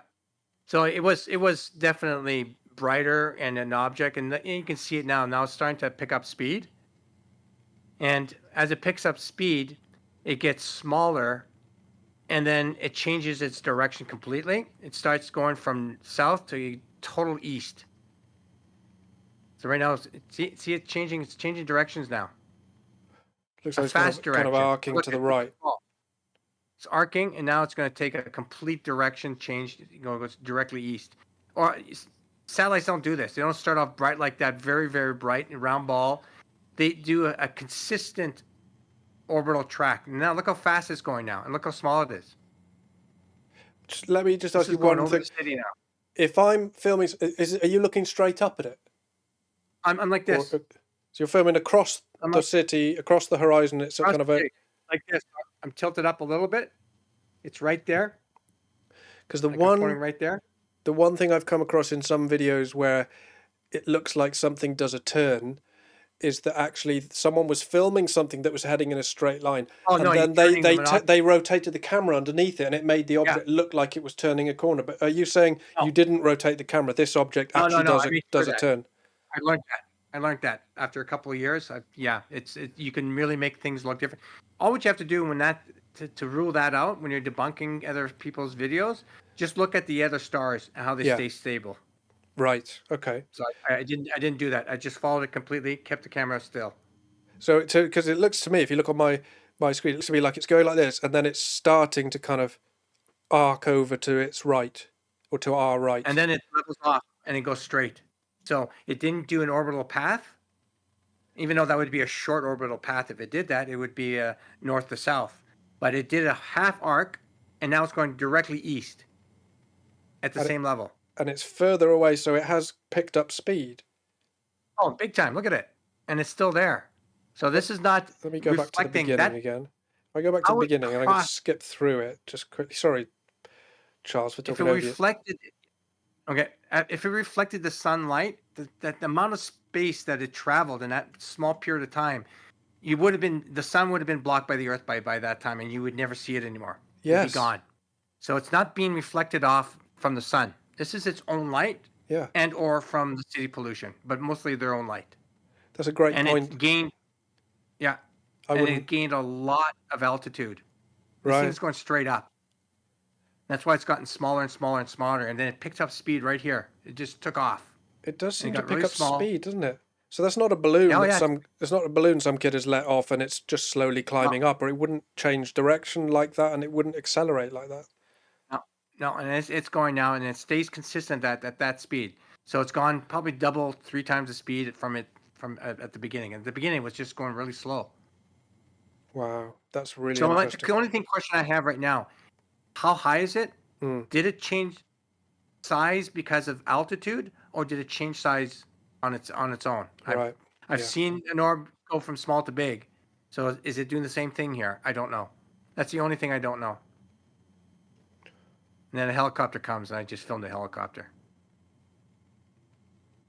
Oh wow. That's it. Yeah, that looks interesting. So that is a really interesting one. On to the next one though. Let's keep moving forward. Oh, So this this one is I like this. it's called Orb Games Re-edit, July 26. Yeah, this just to give you context here. So I was doing sky watching, and then I saw this thing with through the screen, and it was just a little light, and it wasn't a bug, it wasn't a bat. I got that experience before. I know what it is, and then I got my laser out, and it's an infrared laser. So it's don't worry about hitting a pilot or anything. Yeah. It's you can't see it. Only my night vision can see the light beam, and so Right. Okay. I didn't know what it was, and then I hit it, and it was big. It was actually a large object. It was a large spherical object. It was probably an orb, but I can only see it with so much with my infrared. The rest of it was hidden. So now I'm trying to hit it again, and this thing's playing with me. It knows that it sees the laser light and it's trying to avoid it. Look at it. It's a bizarre movement. That's not a bird, unless that bird's on steroids, because it's all over the place. They can see the laser light. I'm so glad that you told me that that laser pointer is infrared, because I know there are a lot of people that go out UFO hunting and they take normal laser beams and they try to shoot those laser beams at UFOs, and they are told not to because you can end up blinding or at the very least really irritating a pilot who's trying to fly a legitimate aircraft with 500 people on board, and he doesn't want you shining lasers into his cockpit. But you're saying that the laser you were using was infrared, so it would only have been seen by through infrared imaging. Nobody can see it unless you got a night vision, of whatever caliber, digital night or an analog night vision. You wouldn't be able to see it. So people would be seeing me go there flashing a light or a laser, but they won't see a beam. They won't see anything. They'll say, what the hell is that guy doing? Yeah. So I can see it because I got my big monitors on my tripod. This is one of the first videos, right? Like as I mentioned, with my tripod. So I'm following it. I got my laser and I'm seeing it on the big monitor and I'm following it, and then I'm flashing, and then I hit it. I finally hit it, and it's big. Look at the size of it. The laser enveloped it completely, almost like it absorbed the infrared light. That's not because it's blooming in the camera lens, is it? It's not that the camera is distorting the blob. It is actually that size. It's that size. It's the laser light that's illuminating the object. Look at it. See, you can stop it right there. You see it. Okay, go back down. You'll see just a little bit of it, almost like a plasma ball when you release it. Just reverse it right there. You see the point of light, then you see another little point light on top there. So this thing, either it illuminated when I hit it with the IR light, or it was the laser that enveloped it completely. Right. Yeah. See, and look at it. Look how small it is now. It's just a point of light that I can't really see it with the night vision. It was maybe not the right nanometers, because the infrared the camera that I had is 940 nanometers. Maybe it was 820, because that laser was an 820 laser. Right. Just so you know, I'm just talking different nanometers, right? On the electrospectrum, right? Yeah. But looking at the way it moves, there's only one thing that it could be. It's moving like weird. The only bats could do that.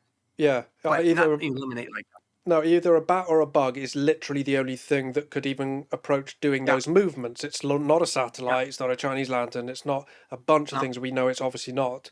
But I think the skeptics would grasp on and say, could be a bug. What makes you think it's not a bug?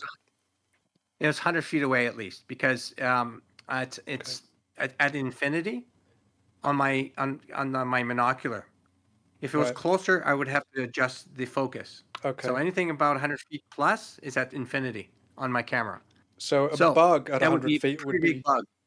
Yeah, a bug would be too small to see, wouldn't it? At 100 feet? Or... You wouldn't be able to see it at all. And then you wouldn't see it that big.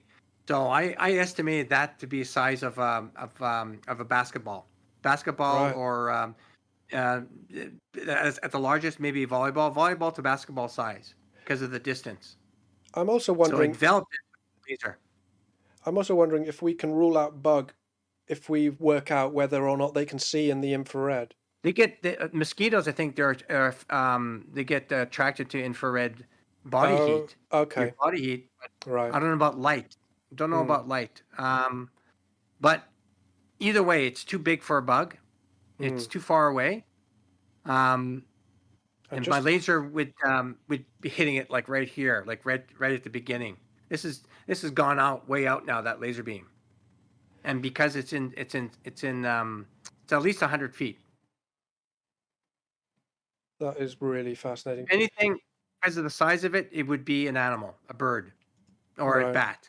But there's no birds at night that fly like No. in a weird straight line. But a bat, I've hit bats before with an infrared laser. It doesn't go round like that. It just takes part of it. You'll see it reflect a bit, and it's gone. Right. It takes off, and it's more erratic. They do big fly jumps like this, and they're gone, like zip zip zip, and they don't stay in one area like this thing is. It's hovering around in one area. It's trying to avoid the laser because I'm trying to hit it again after the second time. Yeah. So I call this a UFO. I'm 70% sure that's what it was, especially after this happened 5 minutes later, parking in all my cameras, 3 large big orbs, orange, pop over the Granville Street Bridge. And they're about the size of Austin Minis, like little cars. It's the biggest ones I've seen that they were colored oval, round shape.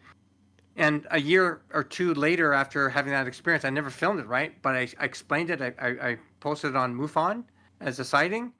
Someone that saw the same thing I did, but she was rollerblading down by the harbor, down below me, down 24 stories on the ground. And she saw the same thing, but she saw them appearing, and then when they disappeared, one came right close to her by the yachts, and she said it was the size of a yacht.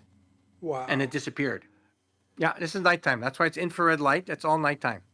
Okay, so shortly after you took this video that we're discussing, you had another unambiguous UFO sighting that someone else witnessed as well, but you didn't meet her until much later, and you didn't realize she'd seen it until much later. She found me. She found you. She sent me an email. And she sent me an animation of what she saw, and it's exactly what I saw, but she has an animation of it showing it coming down towards her where she was rollerblading. So it's on MUFON back in 2014, or it could have even been 2015. I can't remember now. I think it was 2014. And here it's 2013, July. I got it. Good. Finally. Not all my videos have the correct time and date. Sometimes I forget to put the dates, but it's 2013 in July. Brilliant. And so it's on MUFON. If you look at that date, it was 2 days after I put it on MUFON as a sighting. And her sighting is right, I think, the day before or the day after. But it's on the same day. It's exactly like what I saw. That's what she told me. And you said it was over a certain bridge. Is that the bridge that's in the animations I've done? The one that's just out, like down and to the left of your building? That bridge that comes over? I'm hitting the laser right now. I'm going towards Granville Street Bridge. It was just below. And that, when I lost contact with that, I packed all my gear in, and that was it. And while I was, closing the balcony door, that's when I saw 3 big, huge orbs, size of Austin Minis. Like they were just like 1,000 feet above the Granville Street Bridge, just appear, bing, bing, bing, and then all 3 of them started moving towards me, towards my, my building. And that's when I freaked out because they're big, and I thought maybe these are their little brothers I was hitting with a laser, and they're coming to get me. That's the first thing. I don't know why I thought that, but that was the first thing that came to my mind, and I got scared for the first time. I really did get scared, and I went inside my my condo and I had my blinds open. I'm looking through and watching them as they come towards my building, and then they blinked out as they appeared. They blinked out the same way. Yeah, that was another amazing. exciting. Yeah. And it sounds like relatively, talking about all the good ones. Pretty close as well, that one. Yeah, that wasn't far at all. It was 1,000 feet up, and so it was just a few hundred feet higher than where I was at 21st story, and maybe about a half a mile out from me. Right. Wow. So it was close. So that's that one, and I think we got one more, have we, or 2 more? Oh, we got Wobblers. Should we play the Wobblers? You got to play that the Wobbler compilation because it's really important because they get explanation because a lot of people think it's a balloon, Yeah. and it's not balloon. Okay, I'll tell let's you take why. a look. Let's introduce this So by this, pointing out that there have been many reports over the years from witnesses of seeing flying saucers. That if this is flying saucer, this playing card is a flying saucer. That there's two things that witnesses describe. Number one is it kind of dropped like a leaf dropping from a tree. this is Okay, yeah, and another one is it kind of wobbled around on its axis like it was kind of having problems maneuvering or problems with its propulsion mechanism or something. And what we're about to see here is that wobbling movement that many people have described, but I think some yeah, balloons do also do that. So I think it's reasonable for some people to say, could it be a balloon? yeah. So let's But the see fact here. is, I saw this object a total of 3 times over a 6-month period. Right. So it wasn't just a one-time deal. And I think in this compilation, I go through each and every one when they first showed up. But the last one on this video is the one that is really close. And it was at 5 o'clock in the morning. I woke up to go have a cigarette, and when I used to smoke, I went on my balcony, and here it is. It's just right above me on my balcony. And I'm looking at this bright object way out there, up in the sky, and it was wobbling, and it was like bright. It was super bright, so I knew it wasn't a balloon. Is that working? Yeah, I can see. Great. All right. I'll turn the volume down because you're going to talk us through it anyway. So this is Yeah, the so this first is the one. first one. You can see it wobbling. It's the first time I was video recording, and I didn't know what it was. I thought it was strobing until I edited it on my computer, and I saw this thing was, it was wobbling as it's traveling, and it's consistent wobble. So it wasn't a balloon. Balloons, when they're in the air currents, and I've done a lot of testing on this. I did a documentary as well. We can talk about that if you want later. And I threw up a whole bunch of balloons, different types, donut balloons, saucer-shaped balloons. And when they hit air currents, they can wobble, but it's random. It's inconsistent with the air currents, right? This thing wobbled perfectly at the same speed for the whole length of this video. I even fast forwarded to show you how it wobbles. So I don't know what does that. And then this is the second one. This one was really interesting. Look how it's not in phase 100% there. You can see part of it, and some part of it is almost see-through, almost like it's transparent. Especially You see that? when I we see zoomed it in from on the it a lot. edge. So like when we see it from the Yeah, edge, it almost becomes transparent. That's not. yeah. But that's the object itself. It's not some kind of artifact caused by the camera as it goes out of No, focus. no. That's the object itself. Everything is all that noise there. That's from zooming in on a cheap video, right? That's and the two lights on the top right there. That's 2 pixels, broken pixels on the Burnt, sensor. yes, overloaded or whatever you call it, where they and Yeah, that, they're just busted. yeah. Yeah, cheap sensor. So that this is the one I fast forward. So this is again a few months later in July now, from May to July. And watch, I fast forward it, and you'll see how consistent it rotates and spins. Balloons don't do that. They do not do that. It's not that consistent. This thing It's was consistent. So it was under its own power or what? it reminds me a little Mechanical. bit of when you take a coin and you hold it on its edge and you spin it on a table. Have Oh, you ever done that? And then once it starts to slow down, yes. it does this thing where it's kind of rolling on Yeah, its edges. this one does exactly that. It's unfortunate here because of the night vision camera that I was using. This was really bright. That's why it's so glowy. If I would have used an HD camera, which I had, I just grabbed the first one I saw. When I saw this, you would see this thing. It had a hole in the middle of it. Yeah, I was just going to say. It was accelerating. It was ascending as it wobbled. But it not only did it wobble on its side, it was spinning. You would see it spinning because I looked at it with binoculars as well. It had a hole in the middle. So it was Or rotating. dome. I'm not sure. It was actually rotating. It was While rotating it and was wobbling. also. Oh wow! It was spinning, and I couldn't hit it with the laser because it was so bright, right? So it didn't bloom up like it did with the other one, right? Yeah. It was so either was really high or their infrared light or their bright light, whatever they're using, um, didn't absorb the infrared light. So that's why you didn't see it flare up when I hit it. But it was spinning really fast as it wobbled. It's like a top. not like a quarter, same thing, but also like a top when it comes down, right? It wobbles and it stops. So this happened 3 times over the same year, over a 6-7 month period. Never saw it again, ever. Yeah, so if it's just a Not even. if it's just an O-shaped balloon or a zero-shaped balloon, Always seen you'd another one. expect to see them again. Yeah. Yeah. This stuck around for 6 months.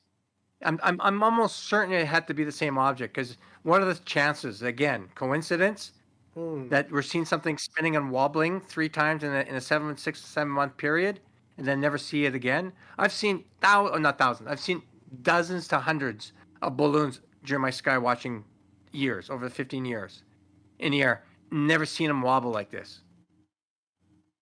Yeah. Again, you would never see it consistent like this either. It's impossible. I've done a lot of testing. It would wobble 2 or 3 times and it would flip over. Brilliant. Okay, so there's that one. All of these are fascinating. Yeah, thanks for Yeah. sharing these. I know there are some really fascinating videos out there which still baffle me, and I think even though I do think we're not meant to get good evidence and that we're probably never going to get a really good video of a UFO, I do think there are some videos that are fascinating that we have not explained. You know, like the ones Well, from Russia of the orbs in Russia filmed from 3 different angles. Looks like a big those are the orange best. ball. The best Really, daytime. Yeah. really interesting. So From my that's that in one. my experience, those are the best daytime of orbs that I've ever seen. Is the Russia ones. Yeah, me too. And I've Yeah. seen a lot. Yeah. I I'm think I might have jealous. seen all of the good UFO videos at this point. Yeah, so, me too. so that's And I that think I got the one. best night vision Yeah, in the world you've certainly by got far. the best setup I can think of. Yeah. Apart from Rob Freeman is the only other person I can think of that Oh, has a yeah. big Yeah. rig with different cameras on it. Yeah. He's got the best system. Right, we've Yeah. got 3 more. Are Absolutely. you okay to carry on? Well, it's sure. If everybody wants to stick around to listen to it, absolutely. Beautiful. Okay. I'm passionate about my UFOs because they were real. I want to see more. I haven't seen more for a long, long time. Hmm. But the ones that I have that I've provided to you are my favorite ones. Okay, so number 6, it's called Must See Orange Orbs. Is it working for you? Oh, yeah. This is the last. I would say 100% sure of my last orbs that I've ever filmed. It was in 2016. Right. And this is the one. And this is where I got a really good pat in the back from an aerospace engineer and a whistleblower from the European Space Agency. I can't say his name. I was in contact with him for 4 years. He was following my work, and he said this is one of the best videos that he's seen outside the military. Because we can talk about that later, but they're UFOs are real, and he confirmed it with me Right. without giving me away exactly what they're doing. So this is an orange orb that came about within 100 feet from me. Within now because I had to focus it. Now as I focus it, you see it's perfectly round. Yeah, I was going to say And actually, when I first was what I thought it was in focus, and it just and the object had a no, fuzzy edge to it, but you're saying it was out of focus, and then eventually it goes it was in out of focus. focus, and then we see the sharp edges. Yeah, now then you see a perfect bubble, sharp edge, like how they all are. And those are the stars in the background, giving us a little bit of a sense Yeah, of movement. yeah.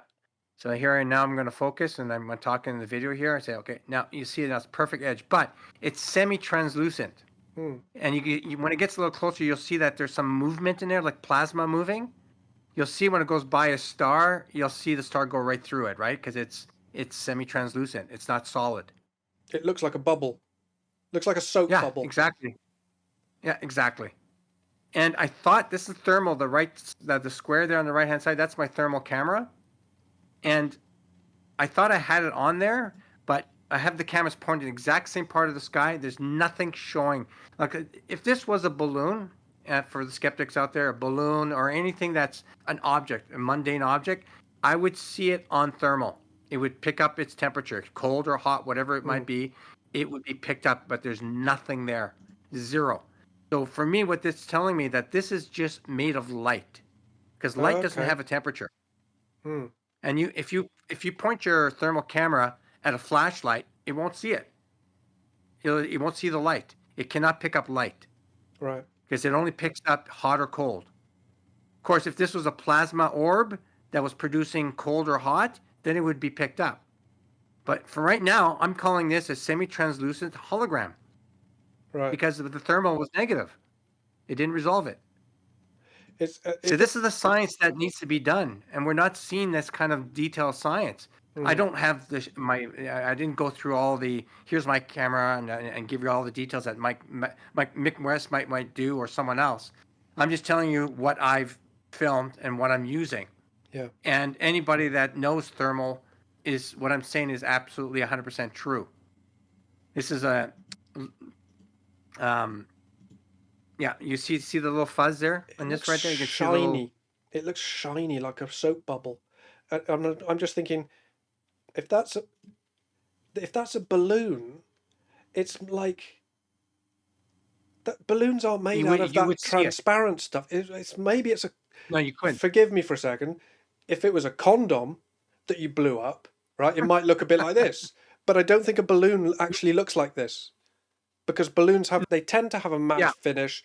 They tend to not be transparent. Obviously, there are exceptions to those rules, but for me, this just doesn't look like a balloon, even though it's round, obviously. And plus, if it was a condom flying or a balloon, you would see it on thermal, perfectly clear. Yeah. It would be perfectly round on thermal. You'd see a black dot or a white dot, depending if it's white hot or black hot. I think it's white hot right now because the top of the buildings are white from the sun from the day before or from the day keeps it hot. So there's nothing there, and it goes now towards the crane area, and there's nothing around the crane on the thermal. It's got quite a few.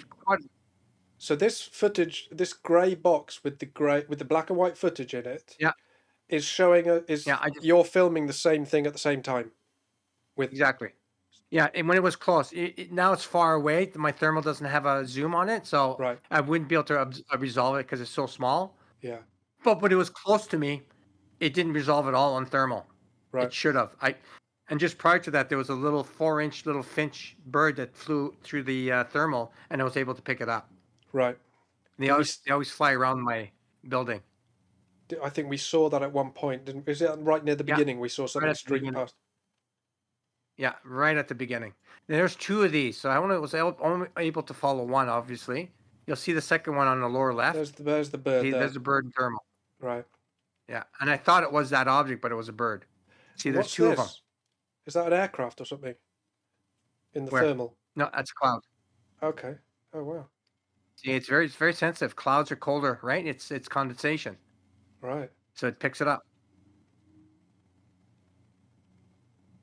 So let me just skip through because speed it up a bit. And then at the end, I lose it in the buildings, and it comes around the condos, just like my blue orb did, right? So maybe it's doing the same thing. So yeah, because something we haven't mentioned so far is the movement. It seems to be heading very obviously to the right, and then later on, it's kind of going turning the other way. Do you see the movement inside? It's like plasma moving inside it.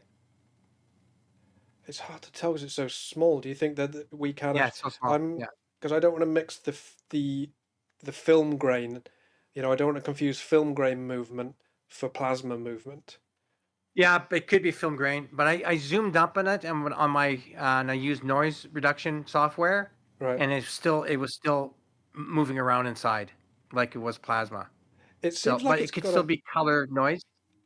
It seems to me like it's got a kind of dot in the middle, and that's one of the reasons why I don't think it resembles a balloon, because a balloon doesn't have a bright patch in its center. It seems like this is kind of producing its own light. Well, see, that's why I need to get a camera that's got less noise, and that's why I bought one recently. But it's, again, a wider angle lens. I wish I had a better zoom on it, but if it comes close again, I'm not going to have this colors noise. So it'll have a more clean picture of this object. But whatever I can tell from this video is that this object is made of light only. It's not solid. It's a light sphere. It's exactly what the term is: light sphere, orb, or light sphere. Yeah. Otherwise, it would have been observed on thermal. That's why having that thermal camera is so important to have to rule out stuff like this. Yeah. and to test and see if it's cold or hot. So on to the next See, one. then Now I'd lose it in the windows. yeah, it goes behind some buildings. And this one, I like this one here. This one's called UFO Best Power Up, July 29. Wow. This, I know you were talking about this. You're thinking it might be an iridium flare satellite. Well, I was following this thing for a while. As you can see, it's descending here. It's going fairly slow, and it's just like a normal star or satellite. It's blinking a little bit. Satellites, they fly around and they're different orbital, altitudes, so they could be close, closer to Earth. So they can be in different speeds, looking at different speeds. But this thing started changing a little bit of direction. It didn't seem right to me. Just by following from now 2013, now almost 3 years now, following tons of satellites, I had to keep on following this because it was weird. It just didn't seem right to me. So as I kept on following it, I said, okay, it's not doing anything crazy. I'm going to take out my infrared light, my laser. And I take out my infrared laser, and you'll see what happens. So just in a few more seconds here. So again, it's not right to me. It's not a typical orbital path of a satellite. It's from what I'm used to. So I want to see what it was. Is it going to respond to my laser? Again, I'm using only a high-powered, very high-powered infrared laser. Okay, and then I hit it here. And I do it again, and I flash, and then it strobes up. And this is bright. I can see with the naked eye now. Right. It was so bright. And then it blinks right down. Infrared, I mean, back in the day when there was lots of iridium flared satellites, they fade on and they fade off. They don't blink on and blink off like this thing did.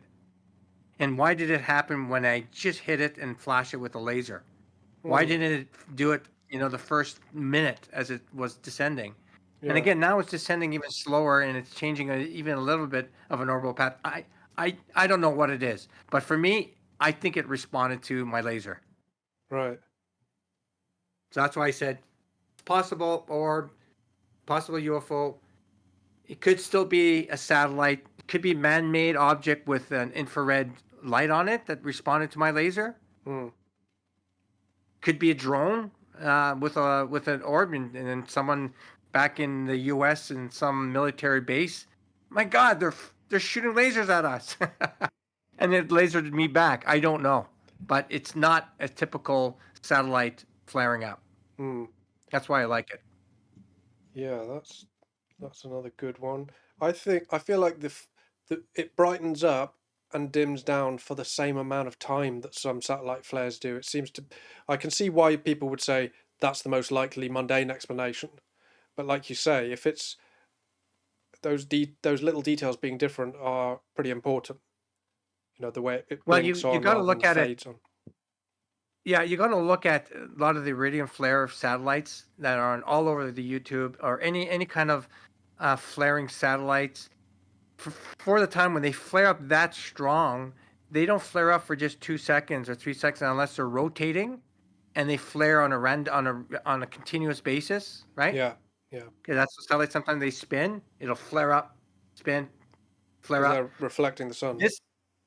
Yeah, exactly. This thing only went once. It blinked on and blinked off like that.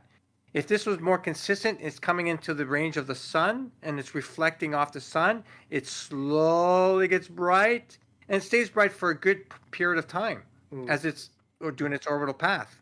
And then when it's passing the sun over the Earth and blocks the sun's ray, then it slowly fades, right? Yeah. So that's why it's inconsistent to the typical normal satellite. Yeah, it could still be a satellite, but I still like it. I still think it might be something.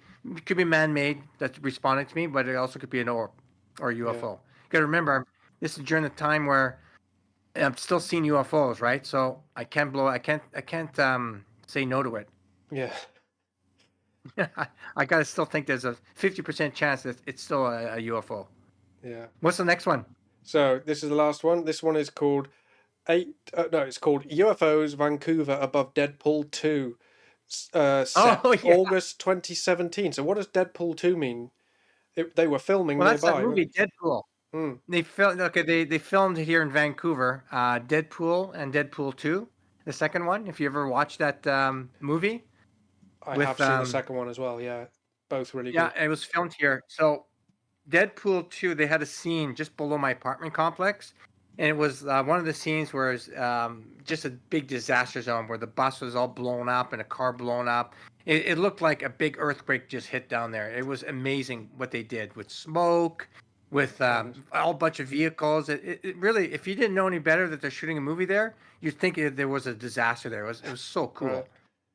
So I thought, and that's why I call it Deadpool 2, because this orb came into the screen while I was doing my normal sky watching, and okay, you can play it, and I'll talk to it. So, again, wasn't expecting this. Thought first of all it could have been maybe an orb, or sorry, a bat or a bird, but what it did afterwards, it pretty much validated it was one of the orbs. What Yeah, does so that that was say there? 2017 I've in got that August. blocked out. It says, ignore. The date should be 2017, 15th of August, August. 2017 at 10 past 11. So I was filming this plane. I figured out it was a plane afterwards, but it just didn't show up on radar, on FlightAware. So I was kind of like going, this could be a UFO. It's not on FlightAware, but a lot of times it doesn't pick up a lot of the planes on FlightAware. So just so Right. you know that, Yeah. just because it's not on FlightAware doesn't mean it's a UFO. So these are the things that you pick up after years of doing this, right? So you learn these things. So while I was filming this, and all of a sudden something comes on from the right. You'll see it here in a couple of seconds here. I'm just babbling away here. Could this be a UFO? Okay, here it is. Now, first I'm thinking, is this a bat or bug? And that's like, oh, no, what is this? So I'm following it. Too bad for all the flaring because it's night vision. There's a lot of light pollution around. Right, yeah. It just kind of hovers above Deathpool 2. And I had to zoom in, so it's within 100 feet. And it's just kind of just hanging around. It's just hovering. It's What definitely the hell is it doing? Also, it dropped slowly in goes up. It drops a lot of altitude, but only hovers Yeah, and it down there starts for a coming while. up. And then I get stuck here. And you'll see I get stuck. You'll still see it on the left-hand side beside the blurry star. It's just hovering right now. And I focus in. I just hover. And then it takes off and Oh. it shoots something. Yeah, I saw that. It's like something. You saw that? It's like it did a poo. It's like it's Yeah, it suddenly. did a poo. So it's over here. Can you see my mouse on my screen? Yeah. So There it's you go. about here, Perfect. yeah? And there's something that's going to come out of it and it's going to drop down and to the right. And it's quite faint, but you can see it if you look carefully. I've seen that many times with objects. It's on my YouTube channel.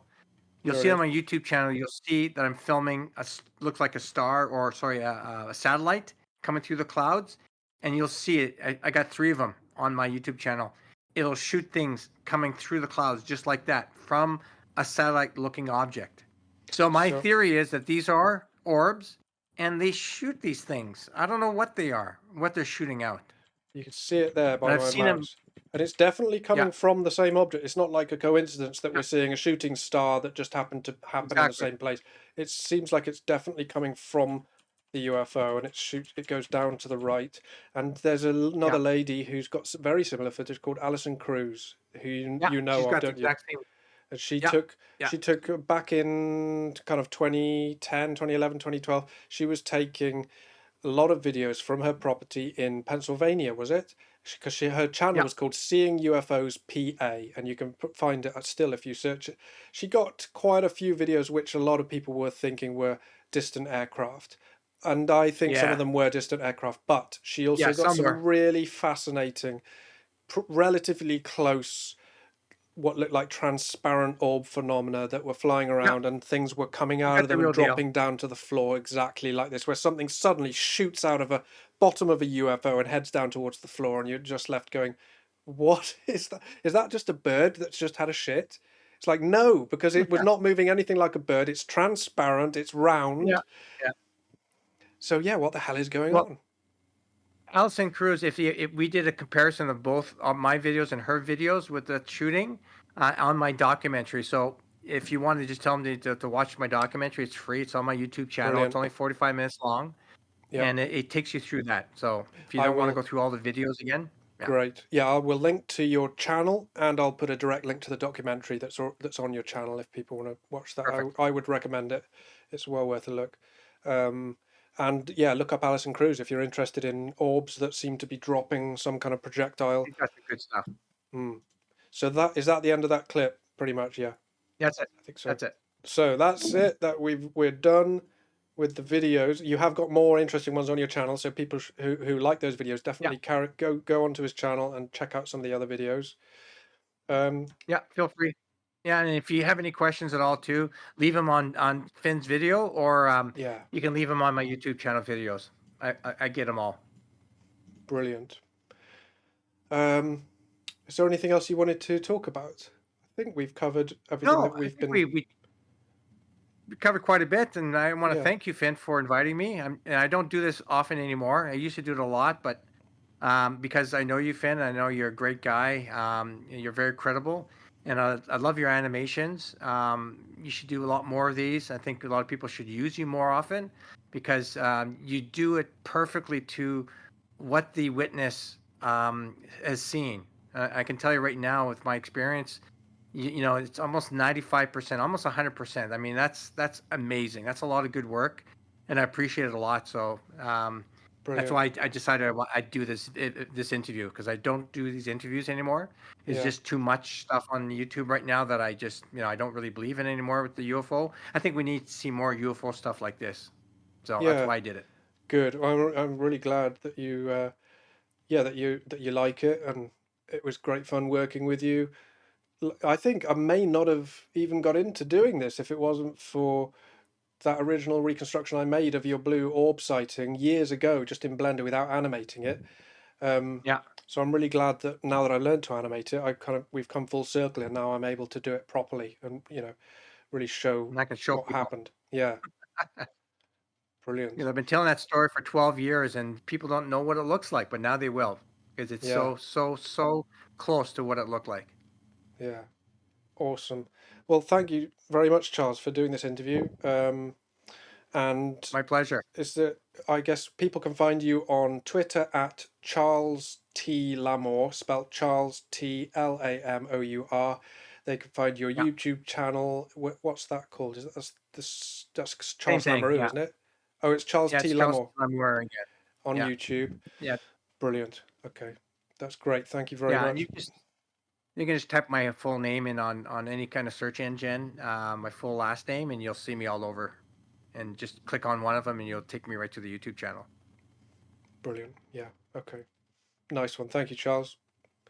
Thanks, Finn. I Yeah, appreciate it. we'll call it a wrap there.